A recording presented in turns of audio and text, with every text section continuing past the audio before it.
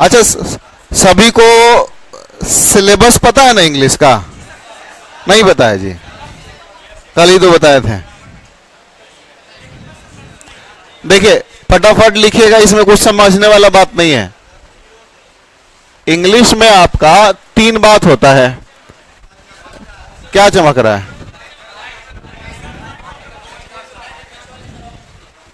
ये वाला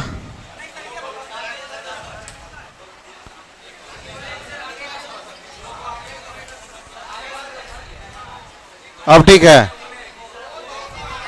आगे लाइव वाला में भी चमक रहा है। देखिए ग्रामर हो गया, बड़ा बड़ा लिख देंगे भाई। वोकैब हो गया, कॉम्प्रिहेंशन हो गया। समझ पाए? देखिए ग्रामर में क्या है, अभी हम समझा देते। वोकैब कल समझाए थे, कोई कल एब्सेंट तो नहीं थे? एब्सेंट थे तो देख लीजिएगा किसी में से। कॉम्प्रिहेंशन भी समझा दिए थे। तो ग्रामर का टॉपिक्स क्या क्या पढ़ना होता है हम स्टार्ट कर लेते हैं। देखिए यहां तक क्लियर है? देखिए पहला आपका हो गया नाउन, दूसरा वर्ब, तीसरा एडजेक्टिव, कंजंक्शन, प्रीपोजिशन, लिखते चलिए, adverb, pronoun,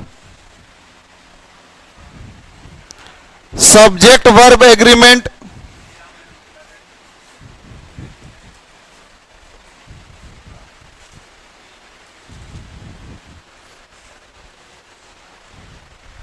article,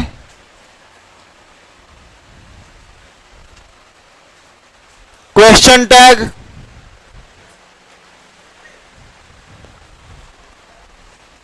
superfluous expression,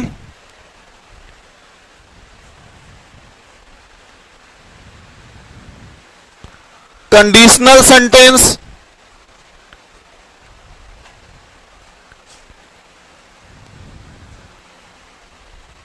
narration, voice, और आखिरी में एक जो छूट गया है वो है टेंस। क्या है? टेंस। ठीक है ना? तो ये 15 टॉपिक है और इसी चीज को थोड़ा बढ़ा चढ़ा के बुक में हम लोग लिखते हैं जानबूझ करके। ठीक है ना? जो प्रोस्पेक्टस आपको दिखेगा उसमें बढ़ा चढ़ा के लिखा रहता है, 20-25 कर दिया जाता है, तो जानबूझ करके हम लोग लिखते हैं। ठीक है? तो उसके लिए डरना नहीं है। वर्ब में से बहुत सारा चीज निकलता है, जीरंड निकलेगा, इन्फिनिटिव निकलेगा, पार्टिसिपल निकलेगा, समझ रहे हैं, इन्वर्जन निकलेगा जी। ADVERB एडवर्ब है। आइए आइए,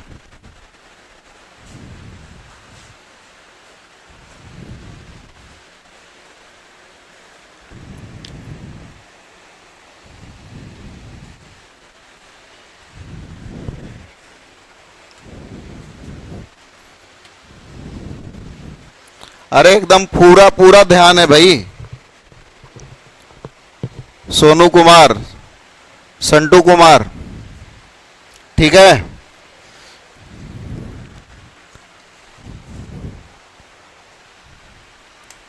अब ठीक है क्या?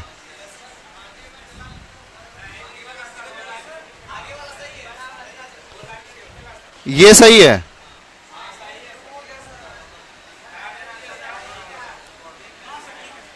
ठीक है, चलिए उन लोगों को भी दिखना चाहिए आई थिंक।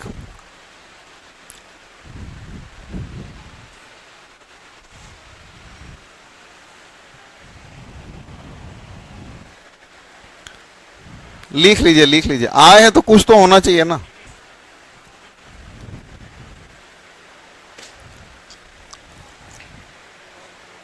ए पेज में कंजूसी नहीं भाई, ठीक है? पेज बचाने वाला काम नहीं। एकदम दिल खोल करके पढ़ा रहे हैं, दिल खोल करके लिखिए, ठीक है। 2-3 क्लास में आपको अपने आप समझ में आ जाएगा कहां बैठे हैं आप। कुछ कहने सुनने का कोई जरूरत नहीं है। बात समझ में आया? लिख लिए? चलिए देखिए,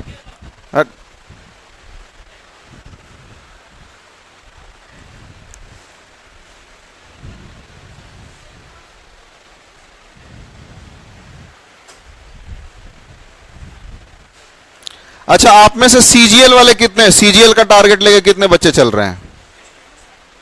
स्टेनो नहीं, सीजीएल की हम बात कर रहे हैं। 1 2 3 4 5 6 7 8 9 10 11। एक हम जब टेस्ट लेंगे तो सीजीएल वाले थोड़ा सा देखिए, बात ऐसा है कि पक्षपात होता है क्लास में। जो सीजीएल का तैयारी कर रहा है वो इंस्पेक्टर बनता है सीधा सीधा। और 100% हम विश्वास दिला रहे हैं कि अगर बाकी सब सब्जेक्ट ठीक है, सिर्फ इंग्लिश की वजह से मात खा रहे हैं तो हम बना देंगे। बात समझ में आया? ऑनलाइन वाले कमेंट करके बताइए सीजीएल वाले कितने लोग हैं, ठीक है। तो 100% हम विश्वास दिला रहे हैं कि अंग्रेजी की वजह से आप मात खा रहे हैं ना, तो आप सारा टेंशन त्याग दीजिए, भरोसा रखिए। इसमें एक आपका जो सिलेक्शन होता है तो उसमें कंफर्ट, एक जो अलग तरह का खुशी मिलता है ना, वो अपने लोग को मिलता है। अब जैसे एक्साइज में किसी का सिलेक्शन हुआ, इनकम टैक्स में सिलेक्शन हुआ, तो बड़ा गजब का फीलिंग आता है। हम कभी आपके साथ अपना पोस्ट वगैरह शेयर करेंगे, जैसे स्टूडेंट मेरे सेलेक्ट होते हैं, सर बहुत बहुत धन्यवाद, हमको ये वाला पोस्ट मिल गया है, समझ रहे हैं।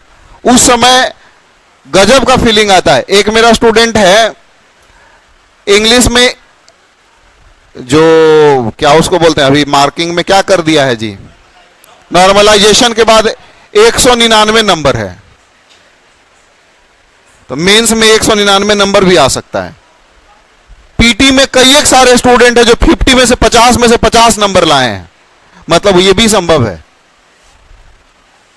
और ये लिटरली में लिखा हुआ है कि जो आप पढ़ाएं उससे बाहर कुछ भी नहीं है, वर्ड्स को छोड़ करके। लेकिन हम आपको वोकैब भी करवा देंगे। बात समझ रहे हैं? वोकैब हम बाकी जो कोचिंग में जो पढ़ाए हम आज तक, पैरामाउंट में पढ़ाए, केडी कैंपस में पढ़ाए हैं, करियर पावर में पढ़ाए हैं, तो वहां पे हम लोग वोकैब दे देते थे बच्चा को, करवाते नहीं थे। रीजन कि वहां पर टाइम लिमिट है, 6 महीना में सारा सब्जेक्ट कंप्लीट होना चाहिए। बात समझ रहे हैं? मैथ्स भी, जीएस ऑलरेडी इतना लंबा अकेले है वो, रीजनिंग भी, इंग्लिश भी। अपने को कहा जाता था 70 घंटा में आपको सिलेबस खत्म करना, फिर भी मेरा 100 घंटा चला जाता था। हाँ, एक्स्ट्रा का पैसा नहीं मिलता है तो कोई दिक्कत नहीं, पैसा के लिए थोड़ी काम करता है आदमी, ठीक है। एक समय के बाद आदमी पैसा के लिए काम नहीं करता है। बात समझ में आया? तो सिलेक्शन के लिए काम करता है। तो वही बात मैं आपसे रिपीट कर रहा हूं कि जो बच्चे सीजीएल और बाकी, देखो टारगेट तो हमारा यहां है, अब बाकी जो ऐसे लटक रहे हैं सीएचएसएल, एमटीएस और अदर एग्जाम देख रहे हैं, ऐसे ही क्लियर हो जाएगा, अभी एक बार में पार लग जाएगा, उसका कोई टेंशन ही नहीं है, कोई टेंशन नहीं, एकदम टेंशन नहीं है। और वो फीलिंग आपको मतलब 2-3 महीना में आने लग जाएगा वो फीलिंग कि नहीं, आपका कॉन्फिडेंस लेवल कहीं और हो जाएगा, ठीक है ना। टाइम तो लगता है भाई। चलिए देखिए, स्टार्ट किया, हो गया ये। नेक्स्ट है क्वेश्चन पैटर्न। पी लिखा हुआ है, ठीक है ना। क्वेश्चन पैटर्न देखिए, एरर फाइंडिंग। क्या क्वेश्चन पूछता है? एरर फाइंडिंग पूछता है। जैसे he have done this work, ध्यान से समझिए, ये कहेगा ए, इसको कहेगा बी, इसको कहेगा सी, और अगर आपको लगता है कि सेंटेंस में कोई गलती नहीं है तो आपका आंसर क्या होना चाहिए? डी। ऐसे क्वेश्चन को बोला जाता है एरर फाइंडिंग। जिनको नहीं पता है उनके लिए, जिनको पता है इजी जानबूझ के दे रहे हैं, ठीक है ना, क्योंकि ये सैंपल है। Is it clear? तो ऐसे क्वेश्चन को क्या बोला जाता है भाई? Error finding. तो इसमें आपको पता है कि ही के साथ क्या लगना चाहिए? सिंगुलर वर्ब लगना चाहिए, सबको पता है। तो आंसर क्या होगा आपका? तो गोला में बी वाला रंगना होता है। अब तो ऑनलाइन हो गया, तो टिक लगाना किस में? बी वाले में। तो ये जो हिसाब है ना, ये पीटी में और मेंस में। पीटी में आपका पूछेगा 2 क्वेश्चन 4 नंबर का, और मेंस में पूछेगा 20 क्वेश्चन 20 नंबर का। बात समझ में आया? सीएचएसएल का भी सेम पैटर्न है। सीएचएसएल का जो पीटी होगा उसमें 2 क्वेश्चन पूछेगा। Is it clear? हां कि ना? नेक्स्ट है सेंटेंस इंप्रूवमेंट। सेंटेंस इंप्रूवमेंट, इसमें क्या होता है कि क्वेश्चन कैसे पूछता है? सेम पैटर्न है। फिर 20 क्वेश्चन इसका पीटी में, 2 क्वेश्चन पीटी में, 20 क्वेश्चन मेंस में। जैसे I can not to help you, help you. अब यहां पे अंडरलाइन कर देगा, ठीक है? इसके बदले में 4 ऑप्शन दे देगा और कहेगा कि जो अंडरलाइन वाला है, जैसे option a not helped, b not help, not helping, c not help, और d no improvement required. No improvement एक ऑप्शन रहता है। तो अब सोचिए इसमें क्या गलती है? क्या आंसर होगा? क्या होगा? सी होगा, क्योंकि मॉडल के बाद हमेशा V1 का यूज होता है। तो ये 2 गलत है। बात समझ रहे हैं? तो ऐसा कोई ऑप्शन जिस डायरेक्ट क्या है, नॉट के बाद हेल्प V1 लगा हो, तो ऐसा सी है आंसर, सी। तो इस तरीके से क्वेश्चन आता है। Is it clear? एक बार जिनको जरूरत है वो लिखें, हम फिर आगे बढ़ेंगे। नहीं जरूरत है तो लिखने का जरूरत नहीं है, ठीक है? जिनको पता है पैटर्न डोंट राइट, जिनको पता है पैटर्न वो डोंट राइट, ठीक है? नहीं पता है वो लिख लें।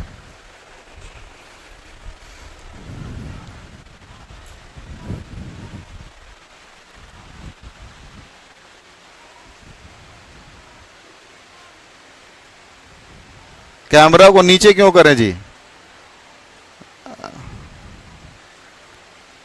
अंजलि जी, अंजलि आपका भी सीजीएल है, बहुत बढ़िया। संटू कुमार आपका भी सीजीएल, सोनू कुमार, ठीक है, ठीक है, नो इशू, एकदम चलेगा भाई, जोर है, सबका क्लियर होगा, ठीक है? थोड़ा हमको वक्त दीजिए, क्योंकि अचानक से परिवर्तन नहीं आता। परिवर्तन एक स्लो प्रोसेस है, टाइम लेता है। जैसे यहां से दरोगा उरोगा को सुनते ना, इतना सिलेक्शन हो गया। इंग्लिश के फियर के कारण स्टूडेंट से भागते रहता है अंग्रेजी से। एक बार थोड़ा सा मजा ले लीजिए अंग्रेजी का, उसके बाद आपको लगे कि नहीं, यहां से ज्यादा सिलेक्शन, कहीं ऐसा ना हो कि अंग्रेजी वाला पोर्शन में ज्यादा सिलेक्शन होने लग जाए। ऐसा हो सकता है, हैं? जून जुलाई, हाँ तो हमको 2 ही महीना हुआ है ना। लिख लिए? नेक्स्ट है तीसरा जो क्वेश्चन होता है, नरेशन होता है। क्या होता है? नरेशन। नरेशन होता है पीटी में 2, ये पीटी में 1 नंबर का कितना होता है? 1 क्वेश्चन, और मेंस में होता है 27 क्वेश्चन। क्या? नहीं, वैरी करता है, लेकिन जनरली 27 रहता है। बात समझ में आया? तीसरा जो होता है, चौथा होता है वॉइस का क्वेश्चन पूछता है। 5वां फिल द ब्लैंक का पूछता है, फिल द ब्लैंक का पूछता है। अगला है सेंटेंस अरेंजमेंट पूछता है, सेंटेंस अरेंजमेंट, हाँ उसको PQR सब बोलता है। 7वां है आपका सिनोनिम पूछता है। 8वां है एंटोनिम पूछता है। 9वां है 1 वर्ड सब्स्टिट्यूशन पूछता है।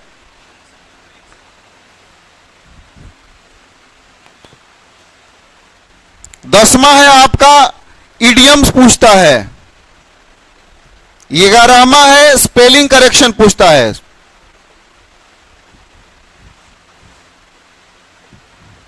स्पेलिंग ठीक करने के लिए बोलेगा। आखिरी में क्लोज टेस्ट और पैसेज बच गया। समझ में आया? ये वाला पूछेगा 1 नंबर का पीटी में, 22 नंबर का मेंस में। फिल अप द ब्लैंक पूछेगा 2 नंबर का पीटी में, 5 नंबर का मेंस में। सेंटेंस अरेंजमेंट पूछेगा 1 नंबर का पीटी में और 20 नंबर का मेंस में। सिनोनिम पूछेगा 2 नंबर का पीटी में, 3 नंबर का मेंस में। एंटोनिम पूछेगा 2 नंबर का 2 क्वेश्चन पीटी में, 3 क्वेश्चन मेंस में। वन वर्ड सब्स्टिट्यूशन पूछेगा, हटना यार, 1 वर्ड सब्स्टिट्यूशन पूछेगा 2 क्वेश्चन पीटी में, 12 क्वेश्चन मेंस में। इडियम्स पूछेगा 2 क्वेश्चन पीटी में, 10 क्वेश्चन मेंस में। स्पेलिंग करेक्शन पूछेगा 2 क्वेश्चन पीटी में, 3 क्वेश्चन मेंस में। ऐसे होता है। ये एग्जाम पैटर्न आपको जानना बहुत जरूरी है, ठीक है? नहीं तो पहला दिन मेरा होमवर्क वैसे जनरली ये रहा करता था कि कोई भी स्टूडेंट डेमो लेने आया, पहले हम उसको बोलते नया कितना है, तो सब लोग पहले प्रीवियस ईयर का एक सेट खरीद के आएगा और एक सेट लगा के आएगा, पीटीएम मेंस दोनों का। भले तुमसे एक ही क्वेश्चन बने, पैटर्न तो दिखेगा तुमको कि क्वेश्चन कैसे पूछता है। बात समझ में आया? बिना देखे आप कैसे तैयारी कर लेंगे? बिना लड़की देखे शादी कर लेंगे हैं? नहीं ना। हाँ, देख रहे हैं कॉन्फिडेंस बच्चा का। इडियम्स एंड फ्रेज वही होता है, मुहावरा।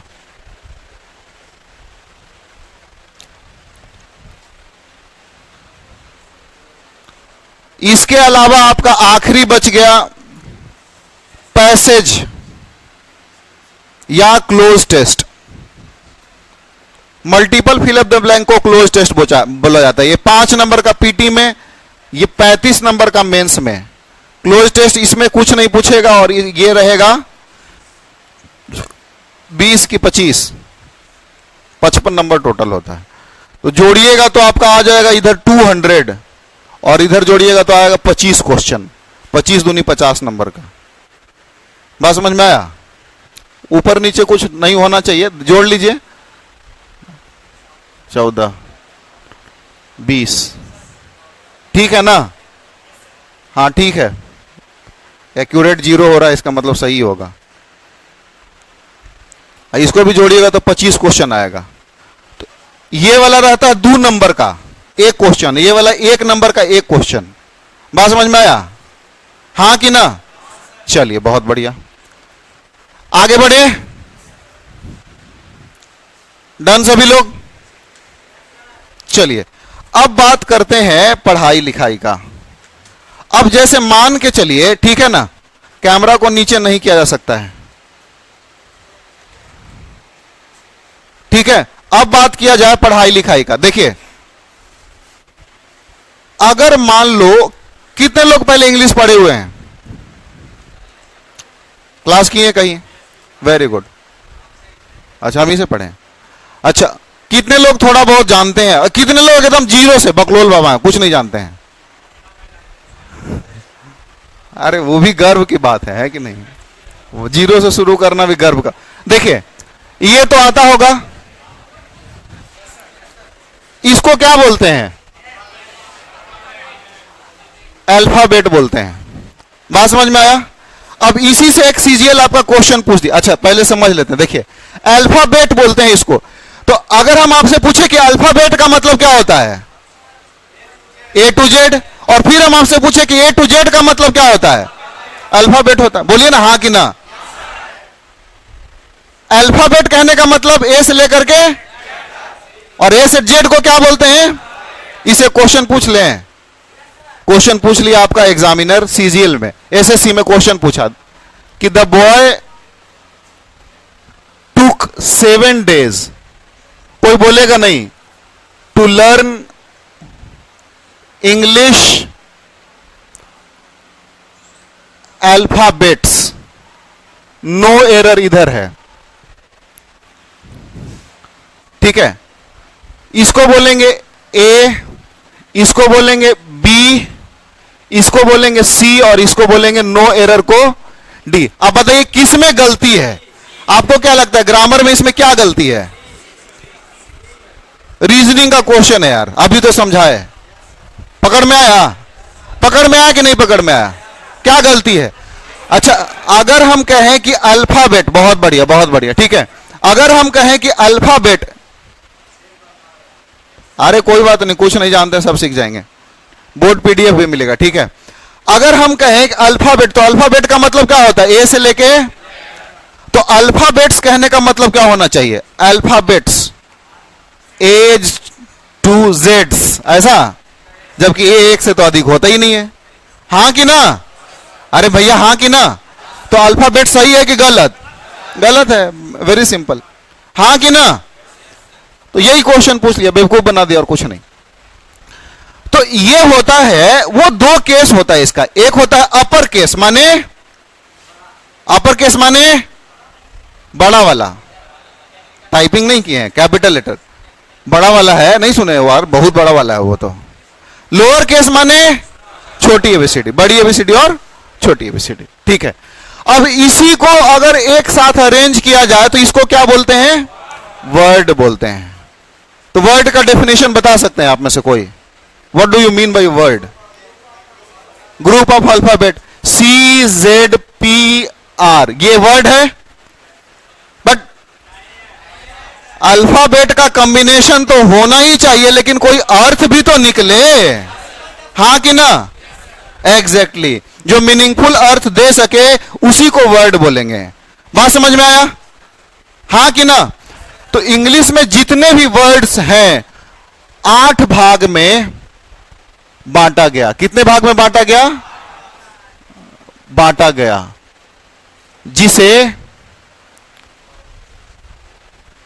पार्ट्स ऑफ स्पीच कहते हैं। तो अगर आपसे कोई पूछे कि पार्ट्स ऑफ स्पीच किसे बोलते हैं, बता पाएंगे क्या? इंग्लिश में जितने भी वर्ड्स हैं उन सब को कितना भाग में बांटा गया है? 8 भाग में बांटा गया है। उसी को क्या बोला जाता है? पार्ट्स ऑफ स्पीच बोला जाता है। बात समझ में आया कि नहीं समझ में आया? जैसे क्या हो गया, बोलिए? Noun, pronoun, verb, adverb, adjective, etc, जानते ही ये सब। अब ये देखिए, वर्ड का तो नॉलेज होगा ही सबको। राम वर्ड है कि नहीं? इतना तो जानते ही हैं। ईट वर्ड है कि नहीं? तो थोड़ा बहुत तो जानते हैं, क्योंकि पूरा कोई रट ही नहीं सकता वर्ड। इतना कितना मिलियन है, डेटा देख के बताएंगे, दिमाग से निकल गया है, ठीक है। तो अब इन वर्ड्स से बना, क्या बना? सेंटेंस बना। तो सेंटेंस का डेफिनेशन क्या होना चाहिए?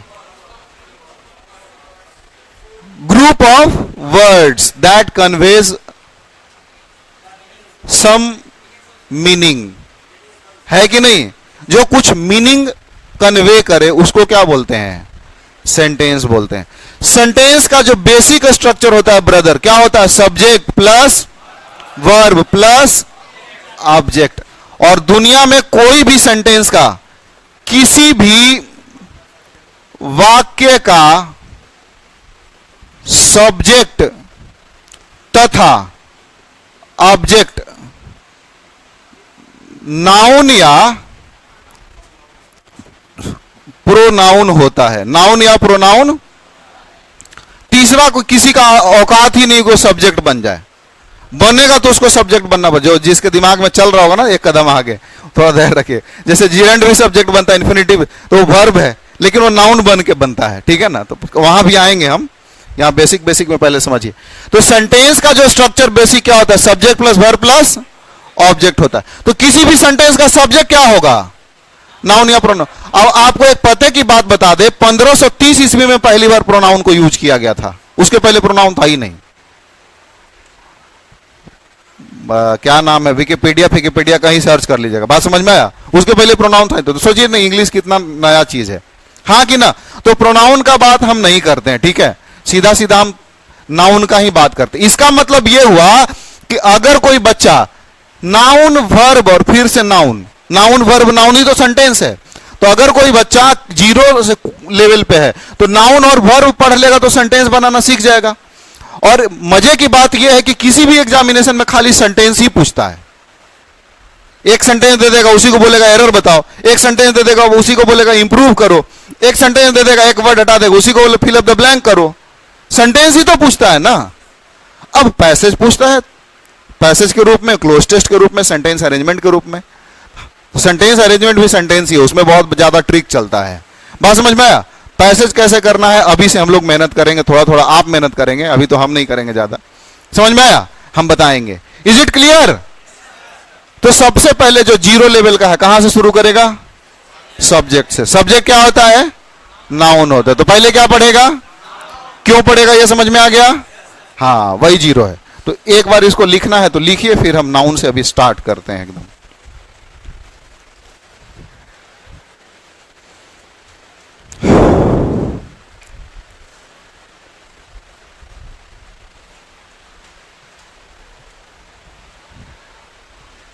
क्या हुआ? ऑनलाइन वाले सब ठीक है ना? कुछ बोल नहीं रहे भाई? जरूर जरूर जरूर, बोर्ड का पीडीएफ है, मैसेज आएगा। ठीक है संटू?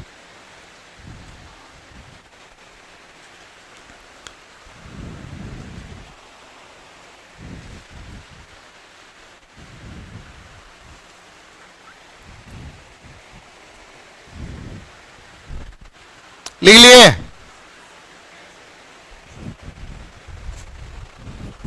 रुकने से काम चलेगा जी, रुकिएगा तो धक्का मार के सब आगे निकल जाएगा आपको। चलती का नाम गाड़ी। हाँ, जो रुक गया गया।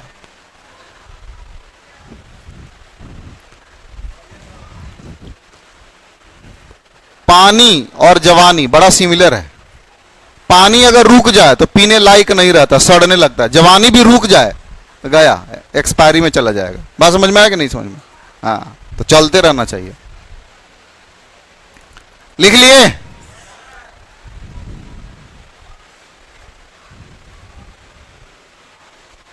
देवराज कुमार जी, बुक मिलेगा भाई? बिहार एसआई जी जी जी, बुक भी मिलेगा। सोनू भाई,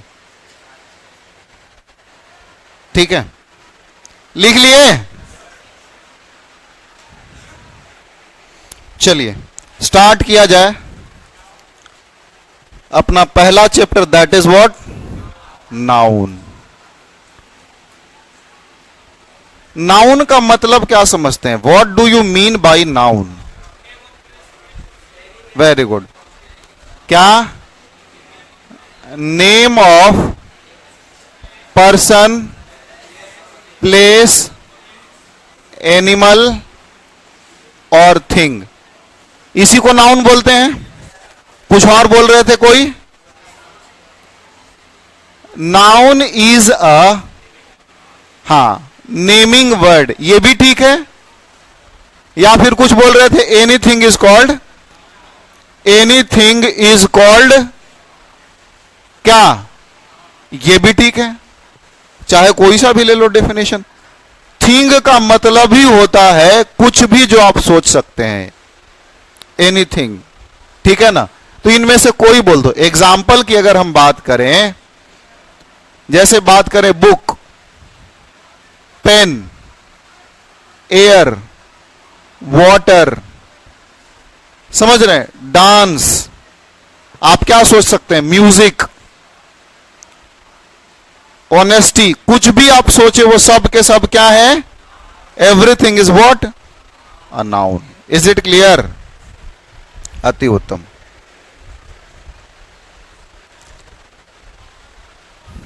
लिख लिए?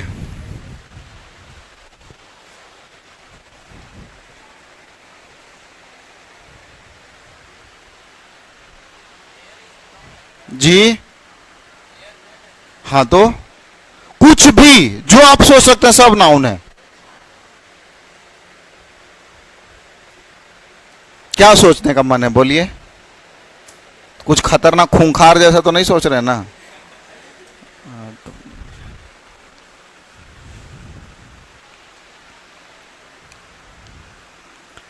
लिख लिए?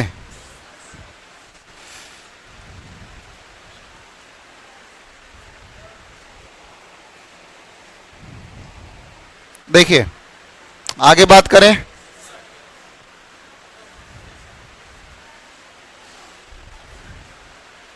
रिटेन, चलिए देखिए देखिए, तो अब आपको पता है कि नाउन कुछ भी है, बेंच, टेबल, पेन, घड़ी, कंगन, कैमरा, किताब, माइक, बल्ब, ठीक है ना, लाइट, ये सब नाउन है। फूल, पत्ती, ईंट, पत्थर, जितना दिख रहा है सब नाउन है, हाँ कि ना? तो इसका यूज क्या है? एग्जामिनर क्या बोलेगा कि नाउन का क्या करना है? हाँ, इसका यूज सेंटेंस में करवा के दिखाएगा, है ना? तो दूसरा हम बात करेंगे यूज ऑफ नाउन्स। देखिए पहला, it is used as a subject of a verb. इसका यूज वर्ब के सब्जेक्ट के रूप में होता है। काहे के रूप में होता है भैया? वर्ब के सब्जेक्ट के रूप में। सेम बात यहां लिखेंगे, इट इज यूज्ड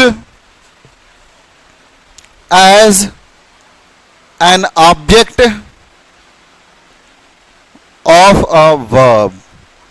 या देखिए प्रीपोजिशन का भी ऑब्जेक्ट होता है, लेकिन अभी वहां हम नहीं पहुंचेंगे, ठीक है ना? 0 की बात करेंगे। इसका यूज वर्ब के ऑब्जेक्ट के रूप में होता है। किस रूप में होता है? सब्जेक्ट के रूप में, ऑब्जेक्ट के रूप में। तीसरा, it is used as a complement.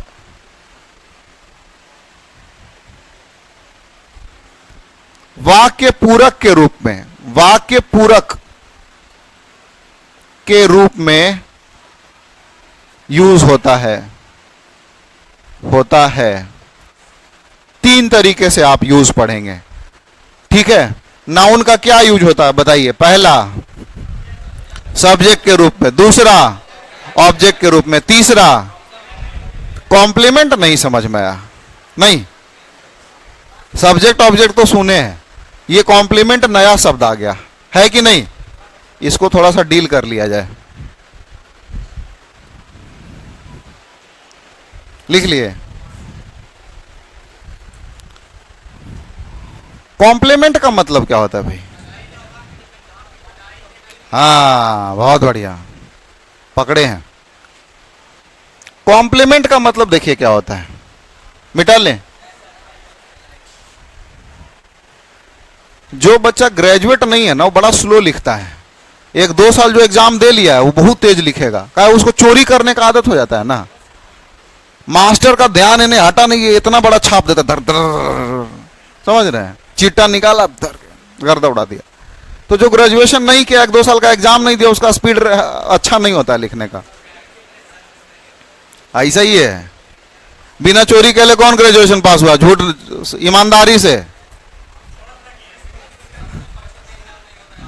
क्या मजाक कर रहे हैं भाई? हैं? एक आध वैसे बिरला हो जाते हैं तो। चलिए देखिए, एक वर्ड होता है कॉम्प्लीमेंट और एक वर्ड होता है कॉम्प्लीमेंट। दोनों में अंतर क्या है? देवराज जी, संटू जी बताइए, कॉम्प्लीमेंट और कॉम्प्लीमेंट में अंतर क्या है? हाँ, ये कॉम्प्लीमेंट माने क्या होता है? प्रशंसा करना, बधाई देना किसी को। और ये वाला कॉम्प्लीमेंट माने होता है पूरक।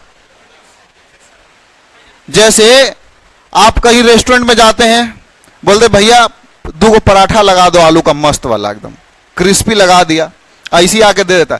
तो भैया ऐसी खाएं या कुछ कॉम्प्लीमेंट में दोगे? हैं? तो बोलता भैया कॉम्प्लीमेंट में तो चटनी ही मिलेगा, उससे ज्यादा कुछ है नहीं, नहीं तो खरीदना पड़ेगा बाकी, है कि नहीं? तो कॉम्प्लीमेंट माने पूरक होता है, जो पूरा कर दे किसी चीज को। बात समझ में आया? तो ये चीज सब्जेक्ट ऑब्जेक्ट और सेंटेंस पूरक के रूप में नाउन का यूज होता है। कॉम्प्लीमेंट और कॉम्प्लीमेंट हम तो अलग अलग बोल रहे हैं। ये कॉम्प्लीमेंट है, ये कॉम्प्लीमेंट है, डिफरेंस इज देयर, राइट?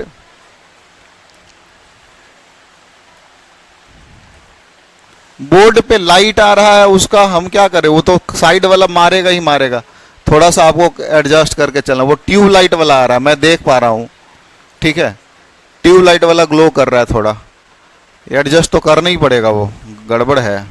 ये समझ में आया? आया? हाँ कि ना? हाँ कि ना? चलिए बहुत बढ़िया। तो ये आपको दिख गया। अब इसका जो है, जैसे एक एग्जाम्पल है,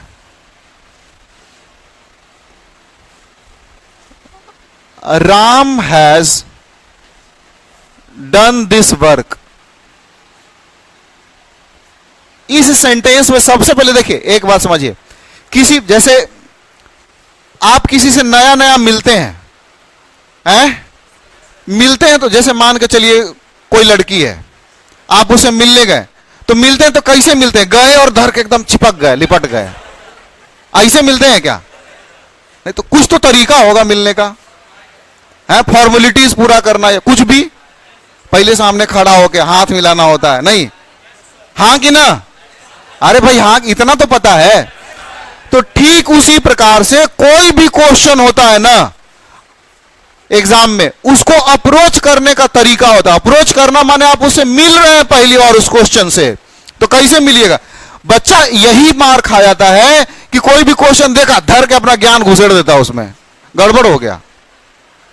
क्वेश्चन को अप्रोच करने का तरीका होता है। ये जो हम क्वेश्चन लिखे, इसको अप्रोच करने का तरीका है। क्या तरीका है? कि सबसे पहले हम वर्ब को आइडेंटिफाई करेंगे। बात समझ में आया कि नहीं? लड़की वाला सीन अलग है, मिले तो दूरे से पहले हाई हेलो होता है, यहां पहले बीच में घुस जाइए, तब आगे इधर उधर होगा बात। बात समझ में आया कि नहीं? सेंटर पॉइंट पे कब्जा करिए। तो वर्ब को सबसे पहले सेंटेंस में हम आइडेंटिफाई करते हैं। Is it clear? Is it clear? अब बाकी सब इसके नाम से जाना जाएगा। तो ये राम क्या है? तो इस वर्ब का सब्जेक्ट है भैया। बात समझ रहे हैं? बात समझ रहे हैं? तो राम यहां पर किस रूप में इस्तेमाल हुआ है? सब्जेक्ट। ये काफी नहीं है, subject of the verb has done. Has done का सब्जेक्ट के रूप में इस्तेमाल हो, ये इसका फुल आइडेंटिटी है। हां कि ना? दूसरा क्वेश्चन है, अगर हम कहें I met Ram on the way home, अब इसमें आपसे पूछा जाए वर्ब क्या है? सबसे पहले वर्ब। अब इसका ऑब्जेक्ट क्या है? तो ये ऑब्जेक्ट के रूप में यहां राम इस्तेमाल हो गया है। राम तो सेम ही है, लेकिन यूज बदल गया। बात समझ में आया? तो सब्जेक्ट के रूप में अच्छा, सब्जेक्ट को डिफाइन करने का जरूरत है क्या? कर्ता जानते हैं ना, सब डूअर ऑफ द एक्शन। हाँ कि ना? ऑब्जेक्ट डिफाइन करना जरूरी है, क्योंकि ऑब्जेक्ट आपसे नहीं बनेगा और ऑब्जेक्ट के बिना कुछ आगे नहीं बढ़ सकते हम। जैसे क्वेश्चन दे दें, the soldiers fought bravely in the battlefield।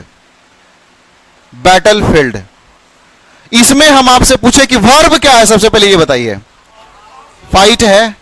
अब इसका ऑब्जेक्ट क्या है? सोल्जर्स। कौन बोला भाई? इतना अजूबा, मतलब 8th wonder of the world में आपका नाम लिखा जाएगा। समझ में आ रहा है?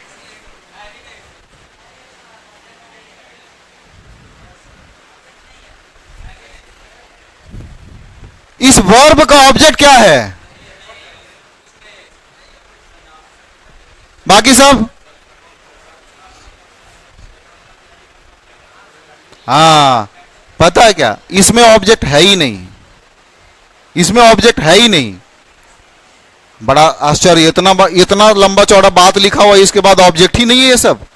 तो ये हमको ऑब्जेक्ट को हम समझेंगे। Subject doer of the action होता है, ठीक है? दो प्रकार का होता है, सिंगुलर चाहे प्लूरल, बस इतना ही होता है सब्जेक्ट में। सिंगुलर होता है चाहे प्लूरल होता है, बस सब्जेक्ट दो प्रकार का होता है, सिंगुलर चाहे doer of the action. Is it clear? Is it clear? Object की हम बात करेंगे डिटेल में, तो ये बातें लिख लिया जाए, फिर हम आगे बात करेंगे। इसको हम यहां पर कॉम्प्लीमेंट मान लें, लेकिन है तो नहीं, लेकिन मान लेते हैं समझ के लिए, ठीक है ना। These are what? कॉम्प्लीमेंट। जी नहीं नहीं, ये ऑब्जेक्ट है। बात करेंगे, सब सब सब समझ में आएगा, एक एक स्टेप बाय स्टेप ना।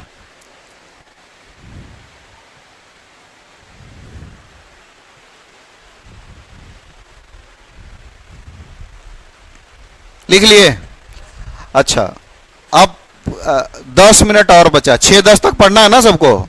6:10 के पहले उठ उठ के नहीं जाएगा इधर उधर की, हाँ क्लास है इन्होंने। तो 10 मिनट में आपको कहानी सुनना है कि वोकैब करना है? सोच लीजिए, फिर कहानी वाला अपॉर्चुनिटी दोबारा नहीं देंगे हैं। कुछ गजब का ही कहानी होगा, कहानी सुना दे हैं। चलिए 5 मिनट में कहानी खत्म हो जाएगा तो वो क्या स्टार्ट कर देंगे। एक बार की बात है, लिख लिए ना यहां तक, क्योंकि ध्यान से सुनना है, ये पढ़ाई से ज्यादा ध्यान देना है इस कहानी पे, तभी सुनाएंगे, नहीं तो फिर पढ़ा देंगे। एक बार की बात है कि एक मूर्तिकार किसी जंगल से जा रहा था। कहां से जा रहा था? जंगल से जा रहा था। तो रास्ते में उसको एक बड़ा सुंदर सा पत्थर दिखाई दिया। उस पत्थर को उठाया और बोला कि भाई मैं तुम्हें भगवान बना सकता हूं। मूर्तिकार के ऐसे वचन सुनकर के पत्थर बड़ा प्रसन्न हुआ। अरे वाह क्या बात है, भगवान बना दोगे? बोला हाँ। तो मूर्तिकार ने बोला कि एक शर्त है। बोला कैसा शर्त? बोले तुमको छेने और हथौड़े के मार झेलने पड़ेंगे। तो बोला राम राम भाई, हमको नहीं भगवान भगवान बनना, चुपचाप जहां से उठाए वो रखो, भाग यहां से। मूर्तिकार बेचारा उसको रखा, आगे बढ़ गया। थोड़ा और आगे गया तो एक दूसरा पत्थर मिला, उसको फिर वही कंडीशन रख दिया कि भाई मैं तुमको भगवान बना सकता हूं। पत्थर बोला कि कुछ, मूर्तिकार फिर वही प्रश्न किया, लेकिन एक शर्त है। तो बोला क्या? पत्थर बोला क्या? तो बोले तुमको छेने हथौड़े के मार सहने पड़ेंगे। तो मूर्तिकार का ये बात सुनकर के एक बार हिम्मत आया उसको, चलो ठीक है कोशिश तो करेंगे। तो मूर्तिकार ने फिगर ड्रॉ किया, उसको काटना शुरू किया, छेनी और हथौड़ी लगाया। बहुत दर्द हुआ, झेलते रहा। अंत में बाप बाप करके बोला भाई अब रहने दो, आगे भगवान नहीं बनना, जितना बन गए सो बन गए। मूर्तिकार फिर निराश हुआ, वहां रखा, फिर आगे बढ़ गया।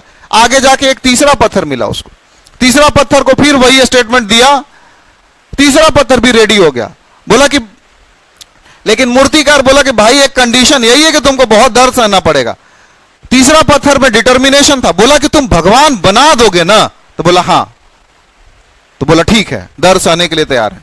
मूर्तिकार फिर से फिगर ड्रॉ किया, छेने हथौड़ी निकाला, मारने लगा। पत्थर को बड़ा दर्द हुआ, दर्द झेलता गया। अंत में एक सुंदर सा मूर्ति उसमें से उभर आया। मूर्तिकार उस मूर्ति को पेड़ के नीचे रख गया, वो चला गया वहां से। बात समझ में आया? समय बीतने लग गया, वहां से एक पुजारी जी गुजर रहे थे। तो सुंदरता को देख करके हर किसी को आकर्षण होता है, आप लोगों को भी होता होगा, नहीं? आकर्षण होता है कि नहीं? कोई भी सुंदर चीज देखे, लड़की देखे तो अरे बड़ी सुंदर है, हाँ कि ना? तो पुजारी जी को मूर्ति इतना सुंदर था कि उनको आकर्षण हुआ। पुजारी जी मूर्ति उठा लिए, बोले इतना सुंदर मूर्ति जंगल में क्या कर रहा है, इनका तो यहां स्थापना होना चाहिए। ये क्या आ गया? इनका तो यहां स्थापना होना चाहिए। तो पुजारी जी ने क्या सोचा कि चलो ठीक है, आसपास में देखा कि ईंट वीट सजा दिए, कुछ छोटा सा मंदिर टाइप का शेप दे दिए। तो लेकिन भगवान जी को नीचे तो नहीं रख सकते ना, तो आसपास में देखा कि कोई बढ़िया पत्थर मिल जाए। तो एक कटा हुआ जो गोल सा पत्थर था उसको पुजारी जी मूर्ति के नीचे लाकर रख दिए। कटा हुआ पत्थर याद है ना? एक गांव वाला देख लिया कि रोज पुजारी जी सुबह सुबह ही जंगल में कमंडल लेके कहां जाते हैं भाई। तो देखा कि एक बड़ी सुंदर मूर्ति पूजा करने जाते हैं, जरूर कुछ इसमें रहस्य है, गुप्त रूप से पूजा हो रहा है। तो गांव वाला भी भीड़ इकट्ठा हो गया, किसी का मन्नत पूरा हो गया, किसी का कुछ। श्रद्धा आता है तो ईश्वर प्रकट ही हो जाते हैं। तो वहां लोगों का श्रद्धा बढ़ने लग गया, मन्नत पूरा होने लगा। भक्त का भीड़ इकट्ठा हो गया। तो भक्तों को बड़ा नारियल फोड़ने में बड़ा दिक्कत आने लग गया। तो फिर इधर उधर देखा तो देखा दूर एक बहुत सुंदर पत्थर पड़ा हुआ, उसको ले आया, चरणों में दे दिया, उसके ऊपर दे नारियल। बात समझ में आया? तो इस कहानी का शिक्षा यह है कि जो बिल्कुल इनिशियली कुछ भी कष्ट झेलने के लिए तैयार नहीं था, वो अब जीवन भर नारियल का मार सहेगा, जीवन भर ठोकरे खाएगा, हां कि ना? दूसरा, जो थोड़ा कष्ट किया वो कम से कम दुनिया वाला का ठोकर नहीं खा रहा है, वो एक ही मालिक का अपना ठोकर खा रहा है। जैसे कलर का लग जाएगा, ग्रुप डी में लग जाएगा तो अपने बॉस का ही खाएगा, गाली खाएगा, जो भी, दुनिया तो उसको नहीं बोलेगी। जो बहुत परिश्रम किया, बहुत कष्ट झेला, वो सबसे ऊपर बैठा है, इंस्पेक्टर बना, आईएएस बना, आईपीएस बना, वो खाली हुक्म चलाएगा। बात समझ में आया कि नहीं? तो ये इक्वली प्रोपोर्शन में चीजें चलती हैं कि आप कितना मेहनत किए हैं और आपको क्या मिला है। जो बहुत मेहनत किया कहां है, जो कम मेहनत साहस दिखाया वो कहां है। तो अब ये आपके ऊपर है, the ball is in your court, कि आप कौन सा पत्थर बनना चाहते हैं, फर्स्ट वाला, सेकंड वाला कि थर्ड वाला। मूर्तिकार जो है वो टीचर है, वो आपको सिर्फ पढ़ा सकता है, उपदेश दे सकता है। आप सफल हो जाएंगे तो कभी आकर नहीं बोलेगा 5,000 रुपया दे दो ना, थोड़ा आज जाके पी हुए के आते हैं कहीं से, मैंने कोल्ड ड्रिंक नहीं समझ रहे, पार्टी वार्टी करके आते हैं, कभी नहीं बोलने जाएगा आपको। उसका काम वहां तक ही था, कंप्लीट किया, जीवन भर आप खुशी रहेंगे चाहे दुखी रहेंगे।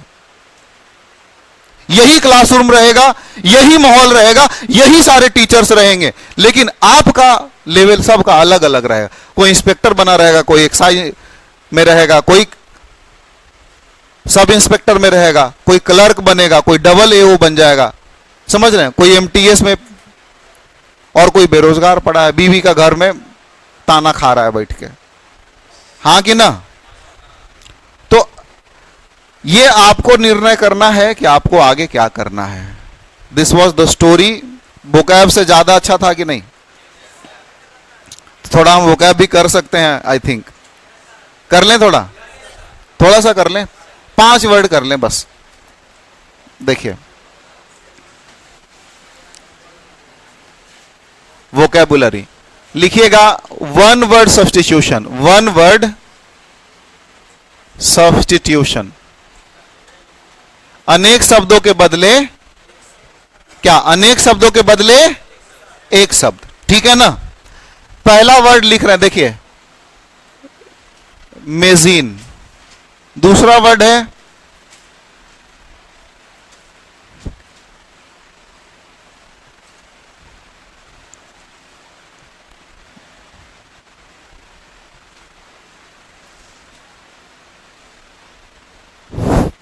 LEIN, मेजीन, फेलिन, फेलिन, ठीक है। तीसरा वर्ड है गाइनी, चौथा वर्ड है एंड्री, पांचवा वर्ड है लॉजी,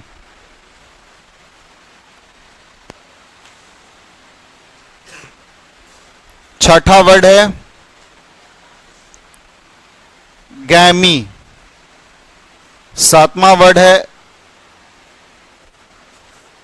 बस 6 ही वर्ड रखते हैं, ठीक है, आगे बनाएंगे इसी से। देखिए, मेजीन का मतलब होता है घृणा, क्या होता है?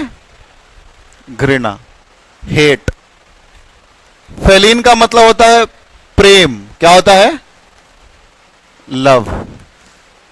गायनी का मतलब होता है स्त्री, क्या होता है? स्त्री। एंड्री का मतलब होता है पुरुष, मेल, क्या होता है? बोलिए तो सही, मेल। लॉजी का मतलब अध्ययन, स्टडी। गैमी माने शादी। क्लियर है? हां कि ना? बहुत बढ़िया। अब इसमें से आप वर्ड्स बनाएंगे, ठीक है। एक और वर्ड लिखिएगा साथ में, पॉली। क्या लिखेंगे? पॉली का मतलब होता है मेनी, बहुत। क्या होता है? बहुत, ठीक है। हां कि ना? चलिए, अब इससे वर्ड्स बनाना शुरू किया जाए। क्या 7 वर्ड तो ऐसे फ्री का हो गया, 8वां वर्ड मेहनत का होगा, नहीं? हां कि ना? फ्री में आता उसका कोई वैल्यू होता है? नहीं होता है। लिख लिए? देखिए, अब हम क्या करते हैं, इसको और इसको मिला दें। किसको मिला दें? इसको इसको बोलिए ना भाई, मिला दें। बहुत शादी किए हैं। तो 8वां वर्ड बनेगा आपका पॉलीगैमी। पॉलीगैमी माने नहीं, पर्सन नहीं, practice of more than one marriage. यही वाला क्वेश्चन ऐसे ही लिखा आएगा अंग्रेजी में, इज कॉल्ड, ऑप्शन में रहेगा ये।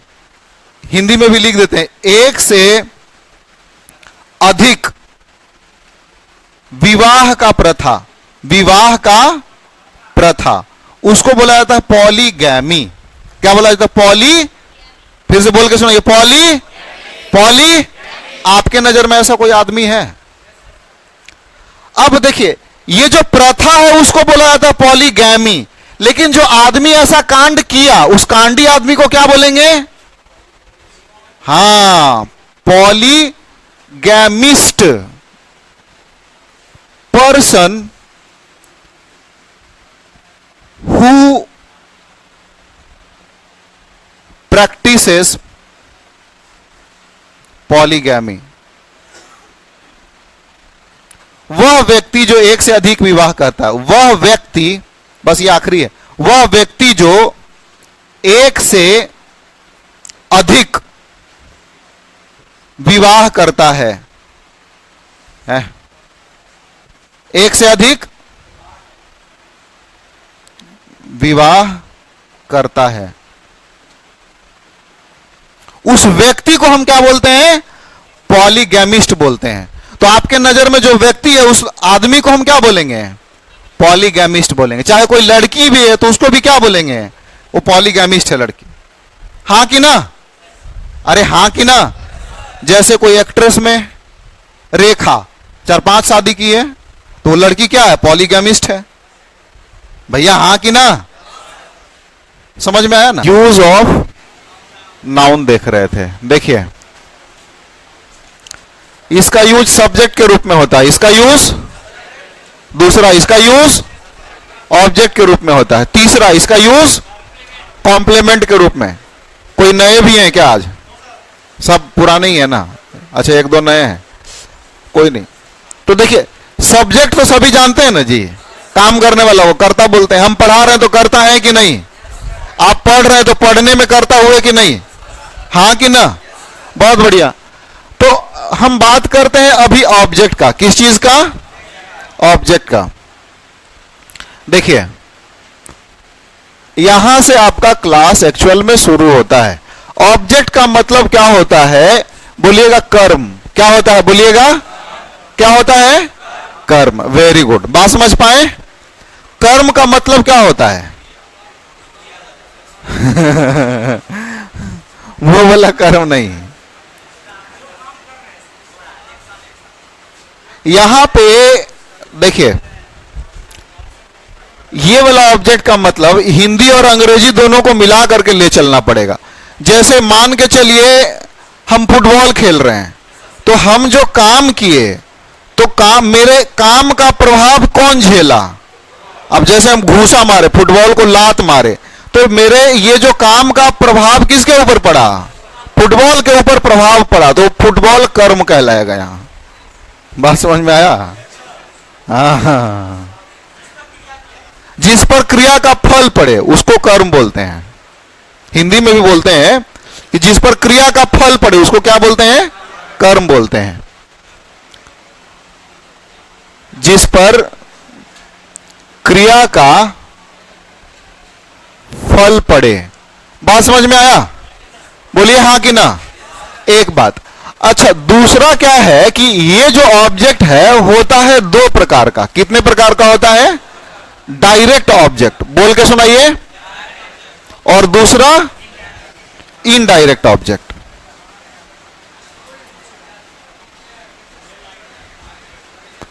Indirect object. देखिए, आराम आराम से बैठते चले जाइए, आवाज ना करिए। डायरेक्ट ऑब्जेक्ट और इनडायरेक्ट। डायरेक्ट ऑब्जेक्ट और इनडायरेक्ट ऑब्जेक्ट में फर्क क्या है समझते हैं। देखिए, बाद में लिखिएगा, बड़ी इंपॉर्टेंट पॉइंट समझा रहे हैं। देखिए, अब एक बात सिंपल सा है कि जो बच्चा यही नहीं समझ पाए, अगर हम कहें she is sitting in the park, इसमें मैं आपसे पूछूं कि ऑब्जेक्ट क्या है, कितने लोग बोल रहे हैं शी ऑब्जेक्ट है? कितने लोग बोल रहे हैं सीटिंग? सीटिंग भी को किसी के मुंह से हम सुने हैं। और कितने लोग बोल रहे हैं पार्क? तो और बाकी सब क्या बोल रहे हैं? देखिए, या तो हां में रही है या तो ना में रही है, बीच में मत रही है। बात समझ में आ रहा है? तो गड़बड़ वाला बात है ये सब। नहीं, नाव के नदी के चाहे पर चाहे बीच में रहिएगा तो डूब जाइएगा कि नहीं? ब्याह हुआ होगा नहीं, समझ रहे? जीवन बर्बाद। तो जीवन का है बर्बाद करें, एक सवाल का जो उत्तर ना देके, है कि नहीं? चलिए, बहुत बढ़िया। सुमन, सौरभ, सोनू कुमार, ठीक है। चलिए देखिए, तो यही चीज अपने को समझना है कि अगर हमको सब्जेक्ट वर्ब ऑब्जेक्ट नहीं पहचानना आ रहा, अंग्रेजी का पढ़ेगा बाबा जी के ठुल्लो, नहीं पढ़ेगा। सिंपल सा बात है यार, टाइम पास करेगा, दो चार सब समझ भी लेगा तो बाद में क्या होगा, एक दूसरे से इंटरलिंक नहीं कर पाएगा, वो गड़बड़ा जाएगा उसका सारा हिसाब। और बोलता है कि सर पढ़े तो थे लेकिन क्वेश्चनमा देखते तो बनवे नहीं करता। काहे नहीं बनता है? सीक्वेंस में नहीं पढ़ा है, तुम इसके बेस को नहीं जाने हो। अरे भाई, बिल्डिंग बना दिए ठीक है, लेकिन अगर उसका बेस कमजोर हो तो आपको पता कि कितना तल्ला तक ऊपर जाएगा। गड्ढा खोद के पिलर विलर गाड़वे नहीं किए तो कितना ऊंचा बिल्डिंग बना दीजिएगा उस पे, 1 फ्लोर 2 फ्लोर, जैसे सामने वाला बिल्डिंग है, कब गिरे कोई भरोसा है, जबकि बेस भी दिया है। थोड़ा सा अगर भूकंप आएगा ना, है तो ये जो पूरा मोहल्ला है किसान कोल्ड स्टोरेज, खाने का मलबा मिलेगा दबेगा, कोई हिसाब नहीं है। कोल्ड स्टोरेज हॉट स्टोरेज में बदल जाएगा। चलिए देखिए, तो ऑब्जेक्ट होता है दो प्रकार का। कितने प्रकार का होता है? एक होता है डायरेक्ट, दूसरा होता है इनडायरेक्ट। तो डायरेक्ट जो ऑब्जेक्ट होता है वो बोलिएगा थिंग्स होता है। बोलिए क्या होता है? बोलिए। और इनडायरेक्ट ऑब्जेक्ट जो होता है वो होता है पर्सन। बोलिए क्या होता है? पर्सन। बात समझ पाए? थिंग्स या पर्सन। अच्छा, पता कैसे चलेगा? तो वाक्य को वर्ब तक पढ़कर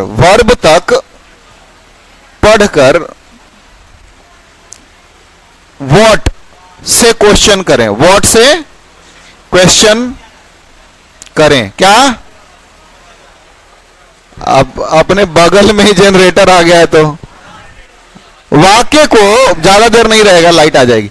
वाक्य को वर्ब तक पढ़कर, कहां तक पढ़कर, कहां से क्या से क्वेश्चन करें? व्हाट से। तो इसका जो उत्तर मिलेगा ना वो डायरेक्ट ऑब्जेक्ट होगा। और हुम का आंसर, किसका आंसर? हुम माने किसको होता है, किसको चाहे किसे का आंसर इनडायरेक्ट ऑब्जेक्ट होता है। बात समझ में आया कि नहीं समझ में आया? तो एक बार इतना फटाक से लिखा जाए, फिर अभी समझाते हैं।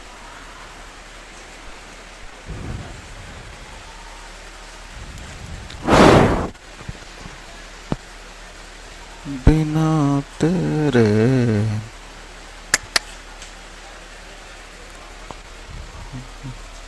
इसमें आ ही नहीं रहा है।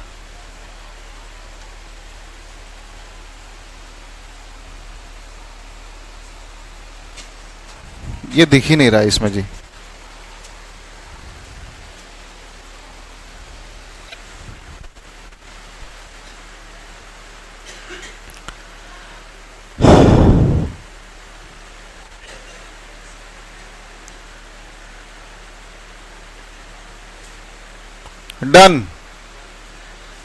डन।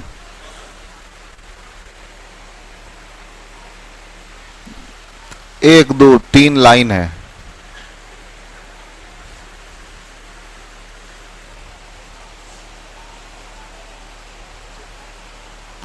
हेलो, अब दिखाई दे रहा है सभी को? देवराज, संटू,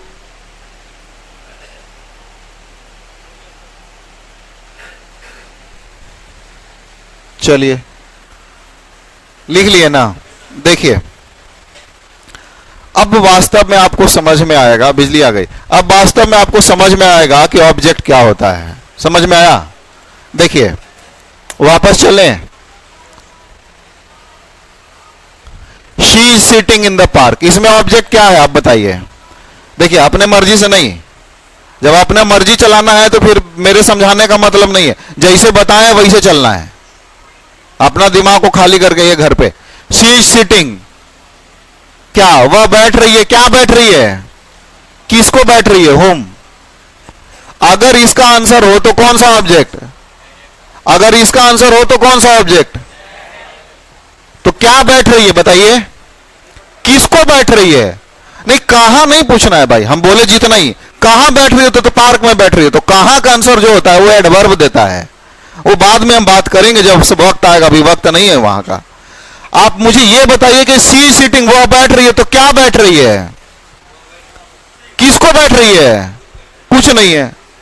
इन दोनों में से किसी का आंसर नहीं है, तो इसका मतलब इस सेंटेंस में जो वर्ब है इसका ऑब्जेक्ट नहीं है। नहीं समझ में आया? ये वर्ब जो सीटिंग है इसका ऑब्जेक्ट है नहीं है, तो कैसे बोल दिए? कोई बोल रहा है इन द पार्क है, तो क्या क्या क्या है ऑब्जेक्ट? दूध का दूध, पानी का पानी हुआ कि नहीं? हां कि ना? किसको नहीं समझ में? हाथ खड़ा करिए, फिर से समझाते हैं। देखिए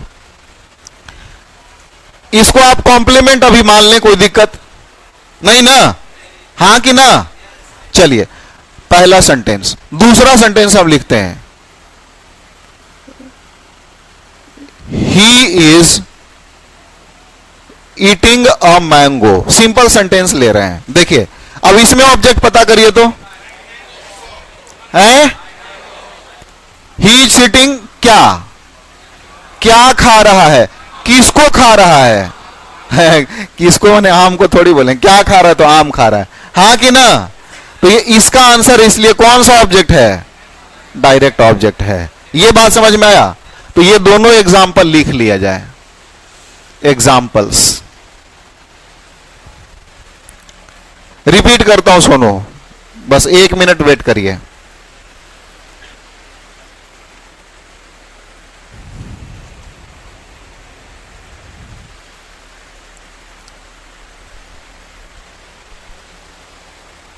तो जैसे पहला जो बेसिक चीज होता है सब्जेक्ट वर्ब ऑब्जेक्ट, अब स्टूडेंट वर्ब तक तो जान गया, ऑब्जेक्ट पहचान ही नहीं पाता, क्या आगे बढ़ेगा इंग्लिश? Not possible.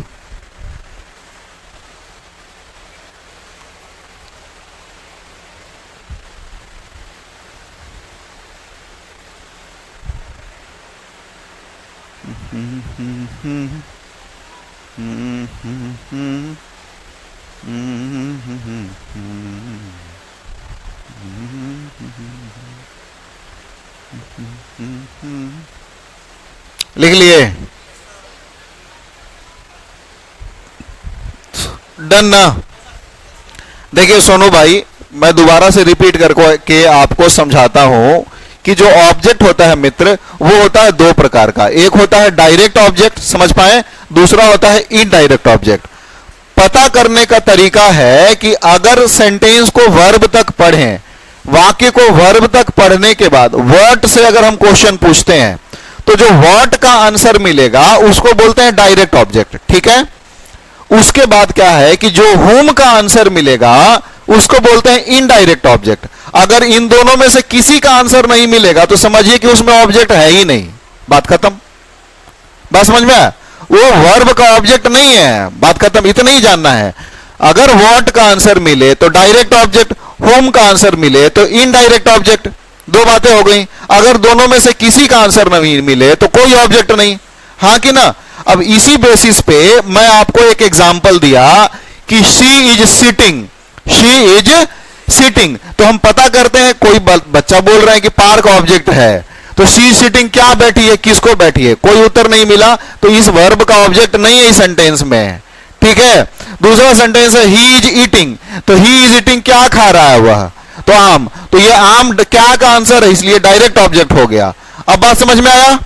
चलिए इसी प्रकार से अगर हम थर्ड एग्जांपल देखें, मैं आपसे पूछूं क्वेश्चन नंबर 3, अगर हम कहीं क्वेश्चन पूछे थे कि द सोल्जर्स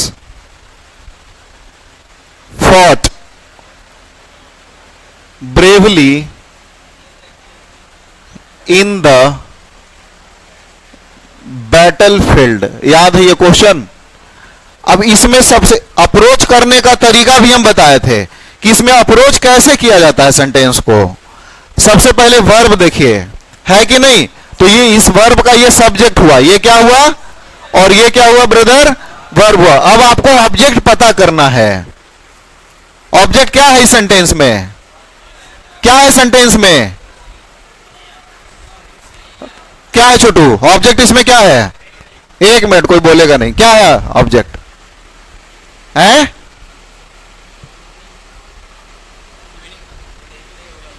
क्या? ब्रेवली ऑब्जेक्ट है। खड़े हो जाइए, बुरा नहीं मानना है, मारपीट थोड़े रहे। ऑब्जेक्ट क्या है? इन द, ऑब्जेक्ट क्या है? हैं? क्या है? अरे ब्रदर देखो, आप तीनों खड़े रहिए। ऑब्जेक्ट क्या है? हैं? अच्छा आप भी खड़े रहिए। ऑब्जेक्ट क्या है? देखिए अन्यथा नहीं लेना, इसको समझने के लिए आप खड़े हैं, ठीक है ना? कोई पनिशमेंट नहीं है, ठीक है? यहां आप हमको अपना बड़ा भाई समझें, ठीक है? और उस नाते आप खड़े हैं ताकि समझ पाए। बात समझ में आया? देखिए हम जानते हैं सब बड़े हैं, बड़े बच्चे जब हो जाएं, अपने भी बच्चे बड़े हो जाए तो उनको आजाद छोड़ देना चाहिए, ठीक है? लेकिन समझाना तो पड़ेगा ना भाई, समझाना तो पड़ेगा ना, क्योंकि जिस लिए मेहनत कर। देखिए हम क्या बोल रहे हैं, देखिए Ram is eating in his room, ध्यान से समझिएगा, ये पहला सेंटेंस है। दूसरा सेंटेंस है कि Ram is eating a mango, ठीक है ना? ये दूसरा सेंटेंस है। अब सबसे पहले देखो, सब्जेक्ट वर्ब ऑब्जेक्ट अगर नहीं पहचान पाते हैं तो अंग्रेजी में आगे नहीं विकास होगा आपका। हम यही बात बोल रहे हैं, फिर रिपीट कर रहे हैं, बार बार रिपीट कर रहे हैं। तो देखो जनरली क्या होता है, जनरली समझ में आ रहा है? जनरली क्या होता है ना, जो पहला वर्ड होता है अक्सर सब्जेक्ट ही होता है। पहला वर्ड अक्सर क्या होता है ब्रदर? सब्जेक्ट ही होता है। तो इसको हम सब्जेक्ट लिख दे। सब्जेक्ट माने करता रे गधा। बात समझ में आया? अब इसका हिंदी क्या हुआ कि राम अपने अपने रूम में खा रहा है, खा रहा है, खाना नहीं लिखा हुआ है। और राम आम खा रहा है, इसका हिंदी क्या हुआ? राम आम खा रहा है। तो देखिए इसका हिंदी हो कि राम आम खा रहा है। तो आप पूछे कि राम क्या खा रहा है? ऑब्जेक्ट दो ही चीज से मिलेगा, या तो क्या से मिलेगा या किसको से मिलेगा। अगर इस दोनों का उत्तर वाक्य में नहीं है तो बोलिएगा उसमें ऑब्जेक्ट है ही नहीं वर्ब का। बात समझ में आया? आया कि नहीं आया? तो आप इसमें पूछिए कि राम क्या खा रहा है, अपने मन से नहीं लगा देना। इस वाक्य में है क्या का उत्तर? राम क्या खा रहा है, बोलिए ना। पूछो तो नहीं मिला, तो जब नहीं मिला इसका मतलब इसमें ऑब्जेक्ट नहीं है। आया समझ में? आया छोटे? नहीं समझ में आया? अच्छा इसमें पूछिए तो कि राम क्या खा रहा है, आम, उत्तर मिला ना। तो जब क्या का उत्तर मिला ब्रदर, इसका मतलब इसमें ऑब्जेक्ट है। तो हम बताएं कि जो क्या का उत्तर दे उसको क्या बोलते हैं, कौन सा ऑब्जेक्ट बोलते हैं? Direct object. जो किसको का उत्तर दे वो कौन सा ऑब्जेक्ट होता है? Indirect object. अब बात समझ में आया? हाँ कि ना? हाँ कि ना? हाँ कि ना? बैठ जाइए, बस इतना ही बात था और कुछ नहीं। क्लियर हुआ कि नहीं हुआ? क्लियर हुआ? तो इससे यह पता चलता है कि अगर हम ये क्वेश्चन आपसे पूछ दें, यही क्वेश्चन था आपके लिए, अब बताइए कि इसमें ऑब्जेक्ट क्या है। अब आपका उत्तर बदला कि वही रहेगा, ब्रेवली रहेगा या बैटलफील्ड रहेगा? आपका क्या उत्तर बदला है? क्या छोटू? ऑब्जेक्ट क्या है इसमें?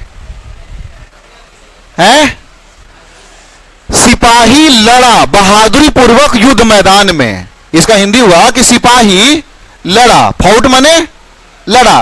ब्रेवली माने होता है बहादुरी पूर्वक, इन मन में बैटलफील्ड माने युद्ध मैदान। बात समझ में आया? तो इसमें सिपाही क्या लड़ा बताइए तो इसमें है लिखा हुआ? नहीं है। तो ऑब्जेक्ट है? नहीं है ना। आया समझ में कि नहीं? हाँ कि ना? ऑब्जेक्ट है। और किसे पूछे थे? ऑब्जेक्ट है। समझ में आएगा, झूठा मत बोलना, ठीक है? अरे 10-20 को बच्चा हो, मुट्ठी भर गिना हुआ बच्चा हो, एक एक बच्चा को नहीं समझ में आया तो फिर पढ़ाने का फायदा क्या है? समझ में आया कि नहीं समझ में आया? Very good. और इसका यूज है आगे, हर एक चीज में नरेशन और वॉइस पूछता है। बिना इसके आप वॉइस बना पाइएगा? जिस वाक्य में ऑब्जेक्ट नहीं होता उसका वॉइस नहीं बनता है, बात खत्म। जिस वाक्य में जिस वर्ब का ऑब्जेक्ट नहीं होता उसका वॉइस, फिर से बोलिए, जिस वर्ब का ऑब्जेक्ट नहीं होता उसका वॉइस नहीं बनता। ये जानेगा नहीं तो क्वेश्चन दे देगा, वॉइस बनाते रहेगा, कभी नहीं बनेगा। बात समझ में आया कि नहीं समझ? प्रीपोजिशन नहीं आपको समझ में आएगा, ये प्रीपोजिशन नहीं समझ में आएगा, प्रोनाउन में समस्या हो जाएगा, क्योंकि बिना ऑब्जेक्ट के रिफ्लेक्सिव प्रोनाउन कैसे कोई पढ़ेगा? बात समझ रहे हैं? प्रीपोजिशन का कैसे यूज करेगा, वॉइस कैसे बनाएगा? बहुत ज्यादा यूज है इसका। तो बेसिक यही है ना, सब्जेक्ट वर्ब ऑब्जेक्ट, उसके बाद जो बचा उसको कॉम्प्लीमेंट मान लेंगे। हाँ कि ना? बोलिए ना। तो यहां पे सभी को, ऑनलाइन वाले को भी समझ में आ गया होगा आप तो, ठीक है? तो इस सेंटेंस में इसको हम कॉम्प्लीमेंट मान लेते हैं, बात खत्म। तो इसमें क्या है? सब्जेक्ट है, वर्ब है, कॉम्प्लीमेंट है, ऑब्जेक्ट नहीं है।